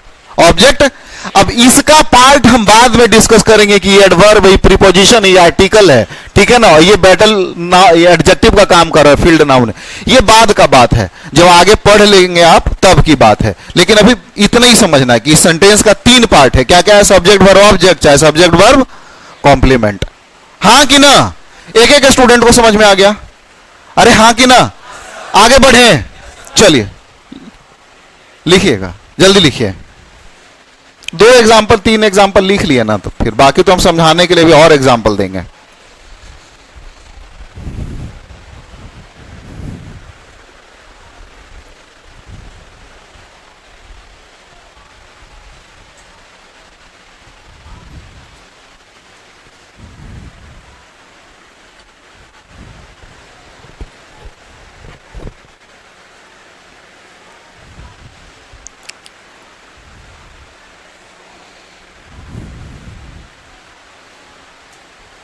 जिस बच्चे के मन में ऐसा है कि हमको सीजीएल निकाल लेना है, हम गारंटी दे रहे हैं उसको हम अंग्रेजी के वजह से मात नहीं खाने देंगे। बस इंस्पेक्टर अगर जिसके मन में इंस्पेक्टर बनने की ख्वाहिश है वो अवश्य पूरा होगा, क्योंकि इंसान शरीर से कुछ भी नहीं बनता है। आप कहावत सुने कि कोई शरीर से बूढ़ा हो जाता है, लेकिन कभी कभी ऐसा देखे हो कि मन उसका जवान रहता है। नहीं, ऐसा ऐसा बूढ़ा से मिले हैं कि नहीं? मिले हैं कि नहीं? गर्दा उड़ेले रहता है, ये भी जानते होंगे। जैसे फॉर एग्जाम्पल अभी कौन रीसेंट, बट अभी कौन जो एक्टिव बच्चा होगा बता देगा। बहुत बढ़िया। ये कौन बीसीसीआई का जो प्रेसिडेंट था, कौन बोले? नरे भट्ट का था, बीसीसीआई का प्रेसिडेंट था। हाँ देखे, अभी बूढ़ा हो गया लेकिन सुष्मिता सेन से शादी कर रहा है। मन से बूढ़ा नहीं हुआ है, जवान है अभी। ललित मोदी। बात समझ में आया कि नहीं समझ में आया? शरीर से बूढ़ा हुआ है कि मन से बूढ़ा हुआ है? मन जवान है कि नहीं है? हाँ, तो मन से आदमी का होता है। आप मन से अगर जिस दिन इंस्पेक्टर बन गए ना, तो आपके अंदर में, लिटरली में बता रहे हैं, आपके अंदर में एक अलग तरीके का वाइब्स आना शुरू हो जाएगा। आपका चाल ढाल सब इंस्पेक्टर जैसा बदलने लग जाएगा। समझ लीजिए आप आधा इंस्पेक्टर उसी समय बन, फॉर्मेलिटी बाकी है। अपने आप मन नहीं भी करेगा ना, टंडेल दोस्त मिलेगा ना, तभी बोलेगा अरे ठीक है सब बढ़िया है, लेकिन हम आते हैं 2 घंटा पढ़ के। फिर आप भी टंडेली करिएगा, लेकिन आते 2 घंटा पढ़ के अपने आप, क्योंकि आप इंस्पेक्टर का लाइफ जीने लग गए। बात समझ में आया? वो कर्टसी आने में किसी को 2 साल लगता है। दरोगा आपको क्या लगता है, जो सब इंस्पेक्टर जो बिहार दरोगा बनता है 1 साल में कोई बन गया है? 2-2, 3-3 साल तैयारी करता है। कभी फिजिकल में छटा था, कभी क्या हुआ, कभी पीटी हुआ, तो मेंस नहीं है ना। तो आप 2 साल 3 साल हमारे साथ दीजिए ना, हम गर्दा उड़ा के नहीं रख दिए तो बताइएगा, ठीक है? इनकम टैक्स इंस्पेक्टर बना देंगे। लेकिन आपके अंदर कर्टसी होना चाहिए। मन से पहले मानसिक रूप से आप बीमार न बने, मानसिक रूप से आप पैरालाइज्ड ना हो। पैरालाइज मैंने समझते हैं ना। हाँ, मानसिक रूप से आप लंगड़ा लूल्हा ना रहिएगा, सोच आपका स्वस्थ होना चाहिए। हमको करना है तो करना है, बैठे हैं उस टारगेट को लेकर के। तो अगर जो एमटीएस बैठा है वो सीजीएल निकाल लेगा, ठीक है, लेकिन आप बाकी पे भी फोकस रखिएगा। मैथ्स और रीजनिंग भी इंपॉर्टेंट है, जीएस भी इंपॉर्टेंट है पीटी में। चलिए देखिए, उसी तरीके से अगला क्वेश्चन है, सेम क्वेश्चन ले रहे हैं। The soldiers fought the war bravely in the battlefield। बताइए तो इसमें वर्ब सबसे पहले कैसे अप्रोच करेंगे क्वेश्चन को? वर्ब क्या है? वर्ब क्या है? Fought, very good. ये क्या है? हाँ। ऑब्जेक्ट क्या है कि नहीं है? है ना? क्या है? सोल्जर्स क्या लड़ा? युद्ध लड़ा, डायरेक्ट ऑब्जेक्ट। इसको कॉम्प्लीमेंट बोल देते हैं। बोलिए हाँ कि ना। Question number next.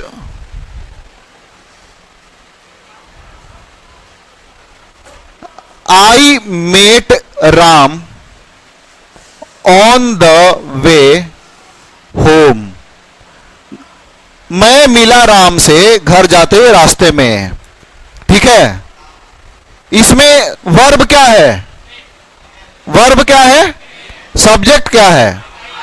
बहुत बढ़िया। ऑब्जेक्ट क्या है? ऑब्जेक्ट क्या है?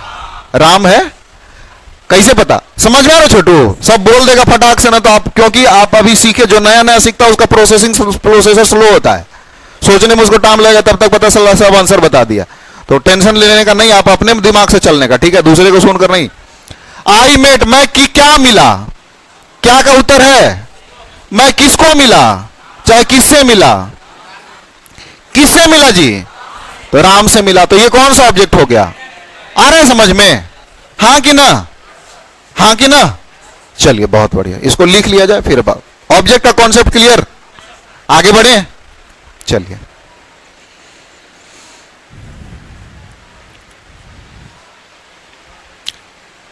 समझ में आ रहा है जी आप लोग को?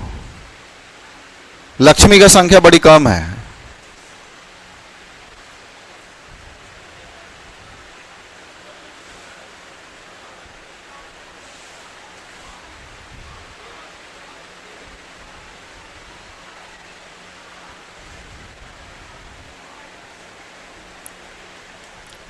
लिख लिए?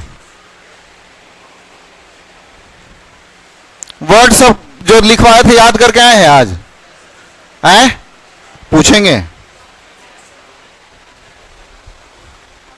पूछेंगे? एक गलती पर एक भूसा, ठीक है?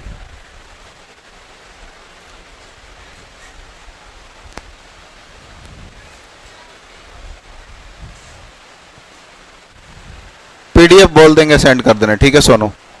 लिख लिए? लिख लिए? चलिए अगला है। तो ये ऑब्जेक्ट को कॉन्सेप्ट क्लियर है? क्लियर है ना? और बताएं एग्जांपल्स हैं? तो नोट करके लिखिएगा, नोट करके। जिस वर्ब का ऑब्जेक्ट नहीं होता उसका पैसिव वॉइस नहीं बनेगा।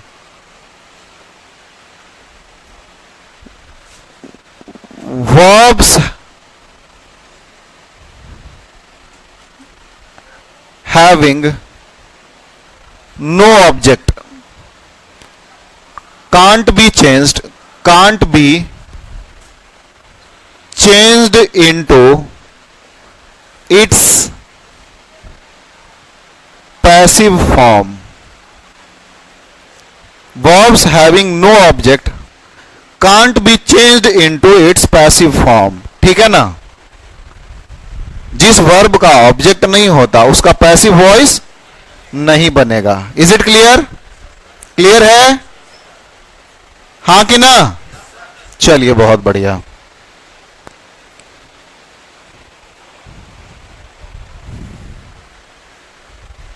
और जिस वर्ब का ऑब्जेक्ट नहीं होता उस वर्ब को इंट्रांजिटिव वर्ब बोलते हैं, वो बाद में बात करेंगे हम।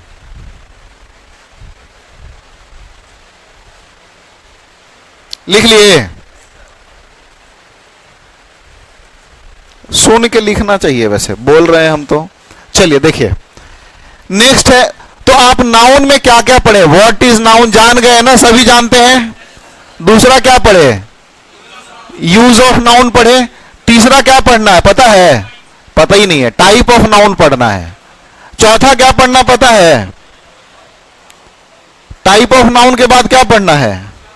नाउन एंड, पता ही नहीं है आपको, नाउन एंड नंबर। अगला क्या पढ़ना है? Noun and gender. अगला क्या पढ़ना है?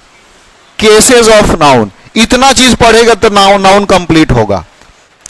पता भी तो होना चाहिए कि आपको पढ़ना क्या है नाउन में। ये नाउन का पूरा हिसाब है। तो हम क्या इसको देख लिए हैं, इसको देख लिए हैं, इसको देखने वाले हैं ना? बहुत लंबा है, यही सबसे लंबा है। आगे हम क्या पढ़ेंगे? Type of noun. तो लिखिएगा अगला,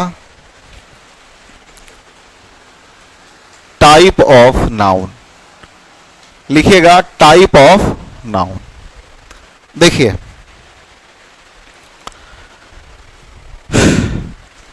नाउन का कितना प्रकार होता होगा? 5 प्रकार। लेकिन अब लोग अब आप लोग बड़े हो गए हैं, तो बड़े जैसा बात करेंगे ना, तो बचपन में पढ़े थे वही। लेकिन अब क्या है, हम लोग को कॉमर्शियल, देखिए एक होता है डोमेस्टिक यूज, एक होता है कॉमर्शियल। कॉमर्शियल माने समझते हैं ना, किसी चीज का वैसा यूज जिसे मुद्रा कमाने का हो, हाँ कि ना?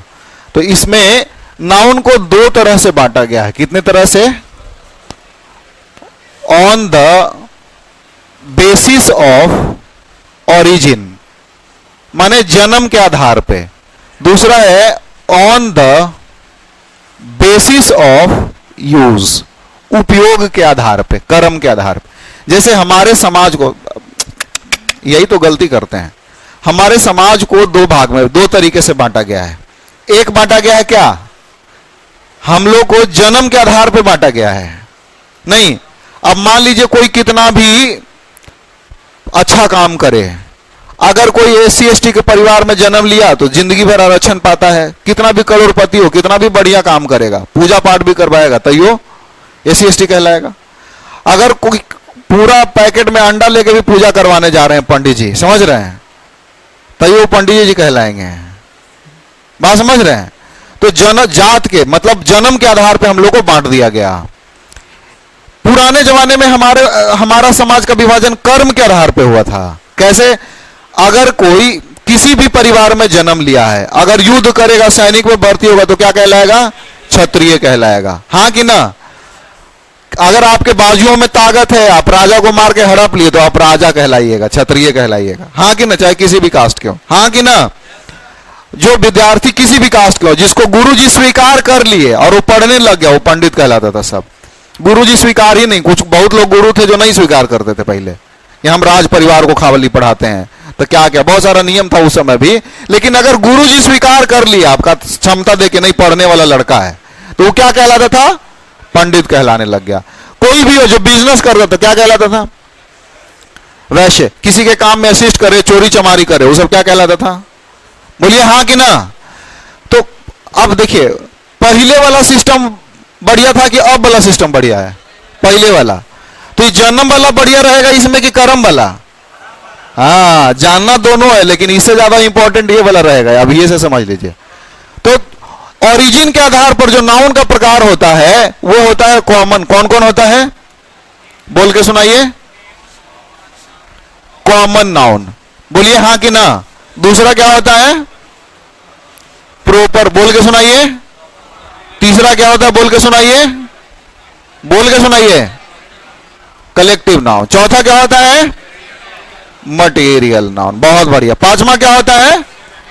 गजब, गजब, बहुत बढ़िया। On the basis of use, उपयोग, बट फिर लिखना शुरू कर दिया। उपयोगिता के आधार पे नाउन कितने प्रकार का होता है? 2 प्रकार का। बहुत बढ़िया। कौन कौन? बहुत बढ़िया। Countable noun. दूसरा बोलिए कौन सा होता है? बहुत बढ़िया, अनकाउंटेबल नाउन। अब लिखिए इसको।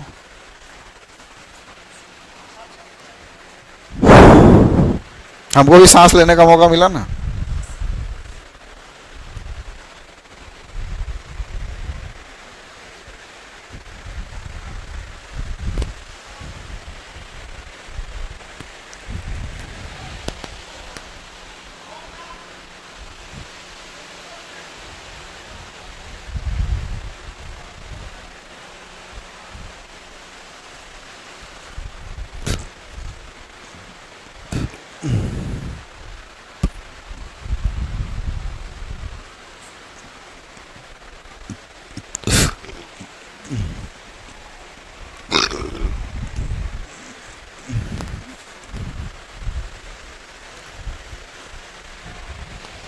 समझ में आ रहा भाई? है? हाँ कि ना? कोई भी दिक्कत हो तो यार पूछ लेना, ठीक है? ऐसा नहीं कि हाँ।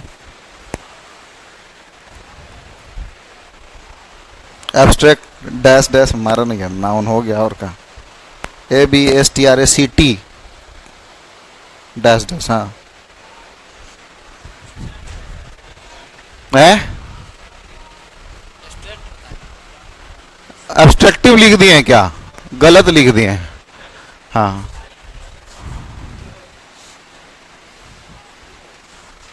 Abstract noun.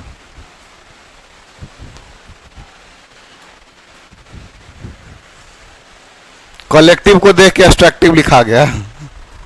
कभी कभी नहीं, किसी को देख के मन फिसल नहीं जाता है, तो हाथ यहां फिसल जाना कौन बड़ा बात है?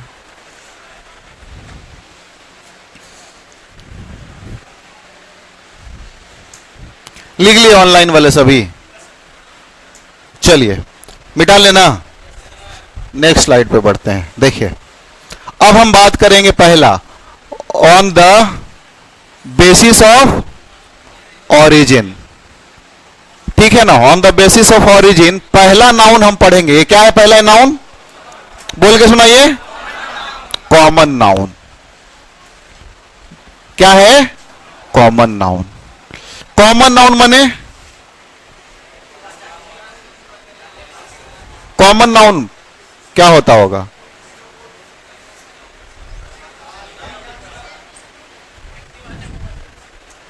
कॉमन नाउन माने समूह में हो, कलेक्टिव नाउन माने समूह में होता है ना। सब लगता है घोल के, ठीक है, उसको सूप बना के पी गए हैं जो बचपन में पढ़े।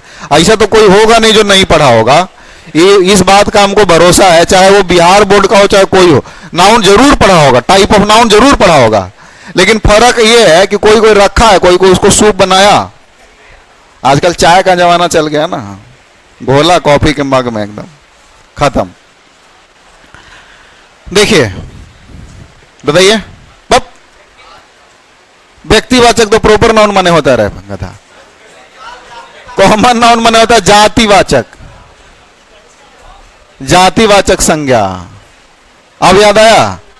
हाँ, जातिवाचक संज्ञा क्या होता है? जिसे किसी के जाति का बोध हो। Name in common, name in common given to any person, place, animal और थिंग। माने जिससे, इसका मतलब ये हुआ कि जिससे किसी के व्यक्ति, जगह या वस्तु के जाति का बोध हो। जिससे किसी व्यक्ति, वस्तु या जगह के जाति का बोध हो।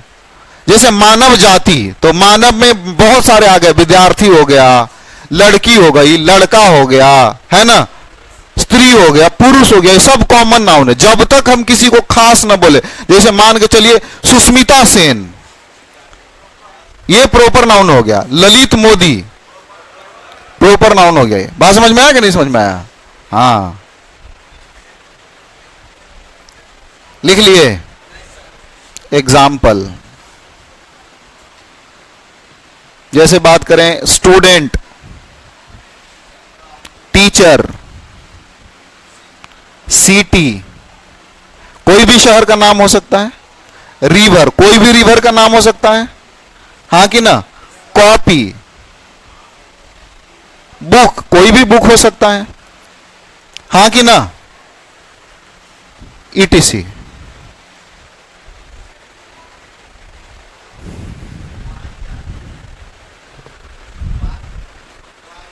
वो भी है।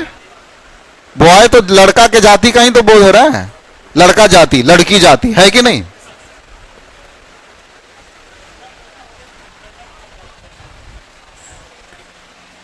हाँ जी पूजा कुमारी, बहुत बढ़िया, जातिवाचक संज्ञा, समझ पाए आप।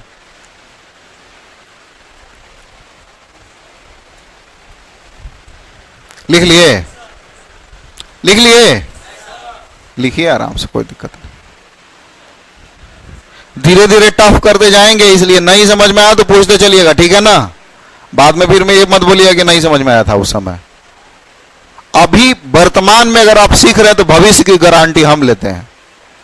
खाली आप अपना वर्तमान ठीक किए रहिए, और उसमें भी क्या आपका कोई मेहनत ही नहीं है, सारा मेहनत मेरा लगना है, समझाना मेरा काम है। आप ऐसे सुनते जाइए, नहीं समझ में तो 5 बार पूछ के सुनिए, ठीक है। हमसे 5 बार बुलवाइए, हम तो भाई मशीन है, अभी ऑन कीजिएगा दोबारा फिर से बोलेंगे, फिर वही वाला बोलिएगा रिपीट, फिर से रिपीट करेंगे, बात समझ में। लेकिन आपको समझना पड़ेगा, एक काम आपको करना है बस।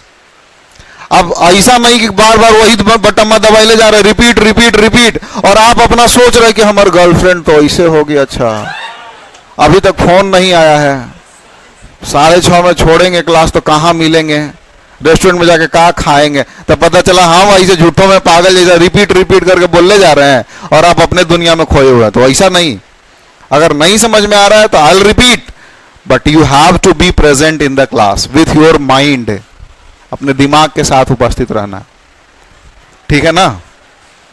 चलिए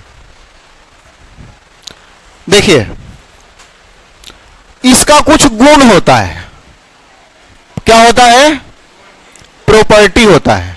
बिना इसके जाने हम आगे नहीं बढ़ेंगे। कॉमन नाउन का क्या गुण है बताइए तो, कॉमन नाउन का क्या गुण है। हाँ, पहला बात तो यह, it can be counted, it can be counted, मतलब इसका गिनती किया जा सकता है। एक चीज के लिए हम आपसे क्षमा चाहेंगे कि जो हिंदी में लिखते हो गलत रहता है तो अपना सुधार लीजिएगा, हमसे ज्यादा आप लोग जानते हैं, ठीक है ना। कभी एने वाला ओने मार देंगे, ओने वाला एने मार देंगे, गड़बड़ हो जाता है। इट कैन बी काउंटेड, इसका गिनती किया जा सकता है, ठीक है। दूसरा, it can remain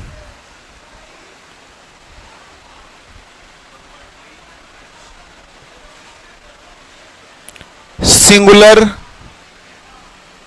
and plural. यह सिंगुलर, सिंगुलर माने समझते हैं ना सभी, एक वचन। आप लोग जैसे सिंगुलर है, शादी हो गया तो प्लूरल, तो यही होता है सिंगुलर प्लूरल माने, समझ में आया। बंडा है तो सिंगुलर, ब्याह हो गया तो, हाँ बस सिंपल है, तब तो टीम हो गया, कलेक्टिव नाउन बन जाइएगा। आप दूसरे से डायरेक्ट अगर 4 हो गए तो डायरेक्ट 4 भी हो सकता है, नहीं। अब शिखर देवन जैसा बना बनाया ले आइएगा दूगो, तो एक तुरंत 4 हो जाएगा आदमी, कोई दिक्कत थोड़ी है उसमें। It can remain singular and plural, यह सिंगुलर तथा प्लूरल दोनों हो सकता है।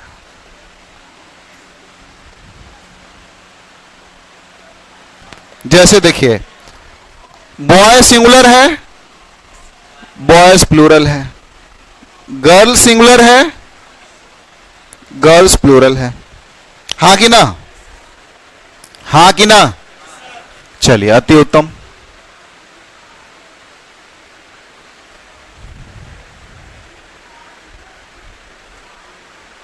लिख लिए, बस इसमें 2 ही प्रॉपर्टी लिखवाएंगे, तीसरा गुण नहीं लिखवाएंगे, वो बाद में बता देंगे। लिख लिए, किसी को कोई दिक्कत, मजा आ रहा है, समझ में आ रहा है। देखिए, क्लास बोरिंग भी नहीं होना चाहिए, मेरा मानना यही है। बर्डन लेके कोई काम करिएगा तो होगा नहीं पूरा, ठीक है ना। अगर समझ में ना आया, दिक्कत है, तो सबसे ज्यादा बर्डन लगता है। आदमी को समझ में आ रहा तो दिक्कत नहीं होगा, उसको बोरिंग नहीं लगेगा। मेन मुद्दा यही है, समझना। लिख लिए, अति उत्तम। आगे बढ़ जाए, चलिए देखिए, लिख लिए ना सब लोग। देखिए दूसरा जो अपना नाउन है वो वाला क्या है, यहां पे एक टर्म आपको आएगा। देखिए दूसरा पढ़ने से पहले एक बात और हम आपको बता देते हैं। तीसरा प्रॉपर्टी इसका पता है क्या है? तीसरा है कि सिंगुलर सब्जेक्ट के साथ, क्या सिंगुलर, सॉरी सब्जेक्ट बोल दिए, सिंगुलर नाउन के साथ सिंगुलर वर्ब, क्या बोल रहे, सिंगुलर वर्ब तथा प्लूरल नाउन के साथ प्लूरल वर्ब लगता है।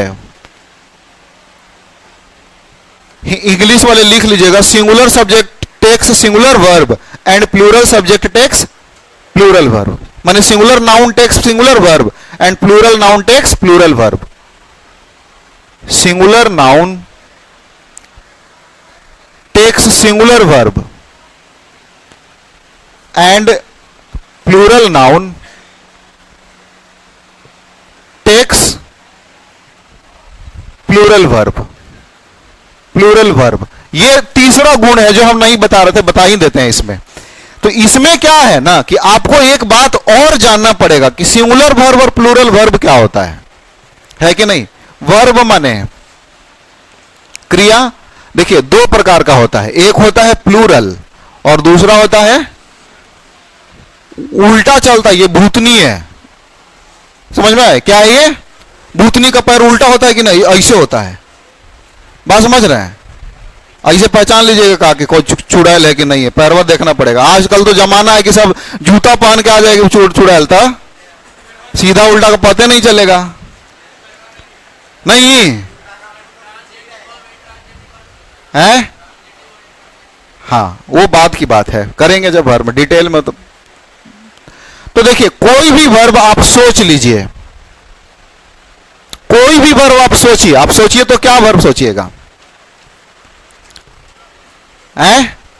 एक वर्ब कोई बोलिए ना जी, प्ले।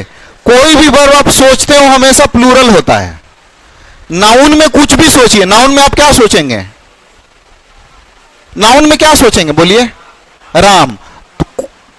कॉमन नाउन की भी बात हो रही है, वैसे ए बी सिंगुलर ही है लेकिन बात कॉमन नाउन का, रूल इज रूल, बॉय। तो ये कोई भी नाउन अगर हम बात करें तो वो बेसिकली रहता है सिंगुलर, उसमें एस लगाने से बनेगा प्लूरल।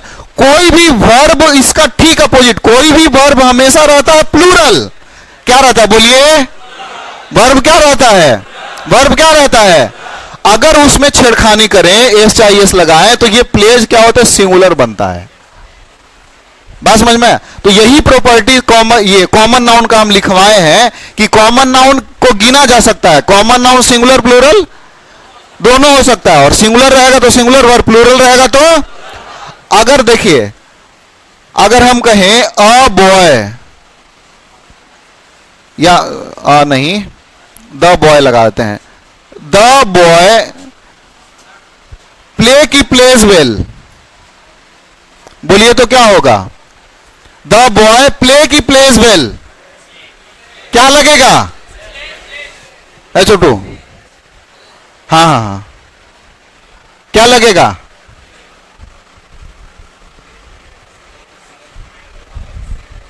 है? नहीं समझ में आया? अरे गधा, इधर देखिए, लड़की की लड़का, लड़की बगल में लड़की की लड़का, ये प्रकृति का नियम है कि अगर कोई भी चीज रहेगा तो लाइन से रहेगा, एक सिस्टम में। आपके लाइन में लड़की की लड़का, आप लड़का की लड़की, कंफर्म है कि चेक करवा दें? कंफर्म है ना? तो आपके लाइन में जो बैठा है लड़की की लड़का, लड़का, तो हम यही चीज तो समझा रहे हैं कि जो भी लाइन है वो अपना मेंटेन करता है रिदम। तो अगर ये सिंगुलर का हिसाब है तो सब सिंगुलर ही लगेगा इसमें, हाँ कि ना? स्टार्ट किस चीज से, सिंगुलर से कि प्लूरल से? एक वचन, तो इसमें इसके साथ वर्ब सिंगुलर की प्लूरल है? ये दोनों में सिंगुलर कौन? अभी तो लिखवाएं कि ये वाला कोई भी वर्ब प्लूरल होता है, उसमें एस चाहिए एस लगाने से सिंगुलर बनता है, तो इस वाला को काट देंगे, ये वाला आंसर हो गया, हाँ कि ना? हाँ कि ना? क्लियर हुआ कि नहीं? तो ये एग्जाम्पल लिख लीजिए फटाक से, जल्दी से लिखिए। ठीक है, ठीक है पूजा, ठीक है।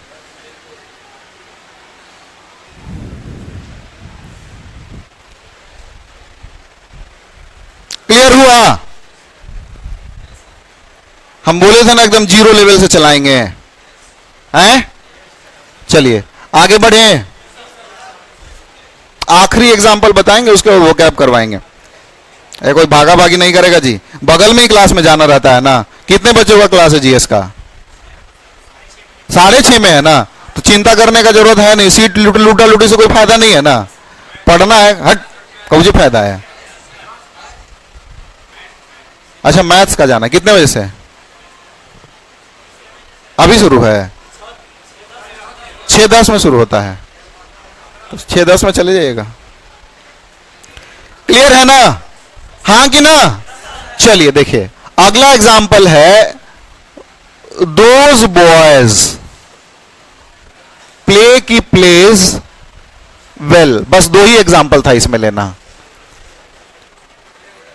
बच्चे लिखने से पहले सॉल्व करने का कोशिश कीजिए। ये सिंगुलर की प्लूरल? एक से बहुवचन, तो यहां सिंगुलर लगेगा कि प्लूरल? तो इसमें प्लूरल कौन है? यही तो जानना था। आया समझ में छोटू? हाँ कि ना? अरे हाँ कि ना? सिंपल है। वो कैब पे आते हैं, लिख लिए।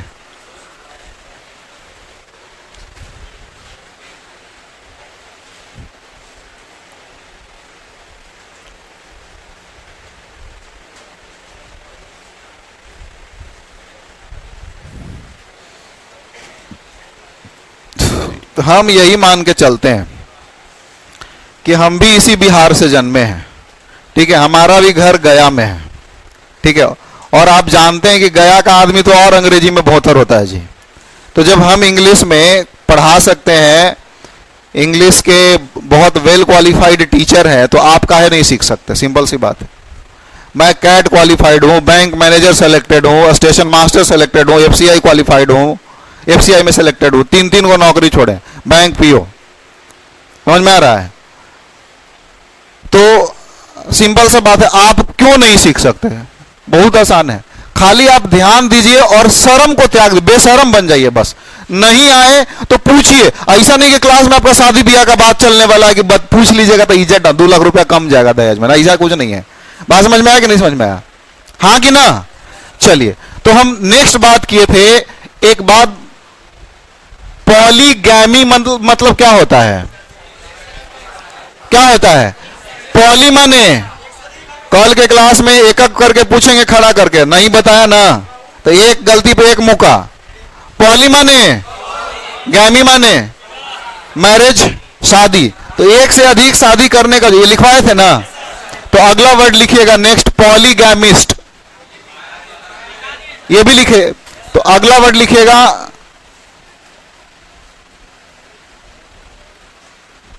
पॉलीएंड्री। देखिए पॉली माने, एंड्री माने, एंड्री माने क्या लिखवाए हैं? या स्टडी लिखवाए रहेगा था। एंड्री माने, तो पॉली एंड्री माने बहुत मेल, माने वह लड़की, मतलब लड़की अगर 2-3 पति रखे उसको क्या बोलते हैं? Polyandry. Practice of having, ऐसे मुंह में का चिहार रहे हैं आप, माने 4 गर्लफ्रेंड बना सकते हैं। Practice of having more than 1 husband, एक से अधिक पति रखने की प्रथा को क्या बोलते हैं? Polyandry.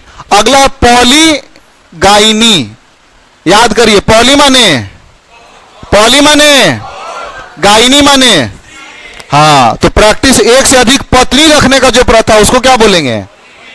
Polygyny. Practice of, Hindi में भी लिख दे रहे, घबराइएगा मत, practice of having more than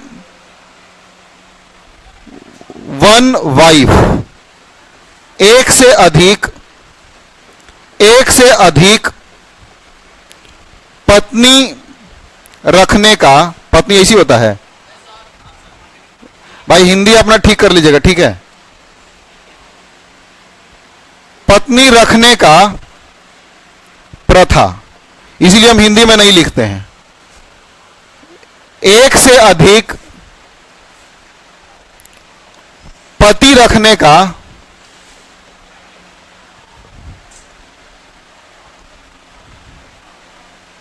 प्रथा। बात समझ में आया?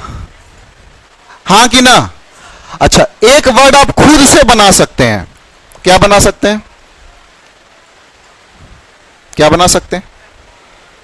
आईएसटी का मतलब क्या बताए थे? याद है? पर्सन नहीं बताए थे। आईएसटी का मतलब क्या? अरे गधा, देखो, डेंटिस्ट आईएसटी लग गया, दांत का डॉक्टर, पर्सन जो कि दांत ठीक करता है। समझ में आया? आईएसटी जहां भी लगता है वो क्या होता है? पर्सन में चेंज हो जाता है। क्लियर है? नहीं बताए थे कल? लिखवाएं शायद उसमें। देखिए, तो इसको एक वर्ड और आप नया कर सकते हैं। क्या कर लेंगे? पॉलीगाइनिस्ट। इसको तोड़िएगा तो इसमें कितना शब्द से बना हुआ है, देखने में बड़ा टफ लगता है लेकिन है बड़ा इजी। इसको तोड़िएगा, poly plus gyny plus I S T, तीन शब्द से। पॉली माने मेनी, गाइनी माने स्त्री, आईएसटी माने पर्सन, माने अब उस व्यक्ति को इंगित किया जा रहा है, वह व्यक्ति जो एक से अधिक विवाह करता, मतलब पत्नी रखे हुए है। जैसे इनका मान लीजिए 3 शादी हुआ है, तो 3 पत्नी है, समझे? तो इनको क्या बोलेंगे? इस आदमी को क्या बोलेंगे? पॉलीगाइनिस्ट। लेकिन वो जो कांड किया उस कांड को बोलते हैं पॉलीगाइनी। ये जो कांड किया उस कांड को क्या बोलेंगे? पॉलीगाइनी। ये जो प्रथा चला, लेकिन इस व्यक्ति को क्या बोलेंगे? पॉलीगाइनिस्ट। बात समझ में आया कि नहीं समझ में आया? तो बाकी सभी में अब आप खुद से बना सकते हैं। इसमें भी लगा सकते हैं कि नहीं लगा सकते हैं? खुद से लगा लीजिएगा, हाँ कि ना? अरे हाँ कि ना?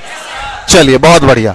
तो एक लिख देते हैं, पॉलीगाइनिस्ट माने person who has more than one wife. वह व्यक्ति जिसका एक से अधिक पत्नी है उसको पॉलीगाइनिस्ट बोलते हैं। वह व्यक्ति जिसका एक से अधिक पत्नी। अब आप मोहल्ले इधर उधर याद कीजिए, मेरे अंकल ही हैं, 2 शादी किए हुए हैं, ठीक है? हाँ,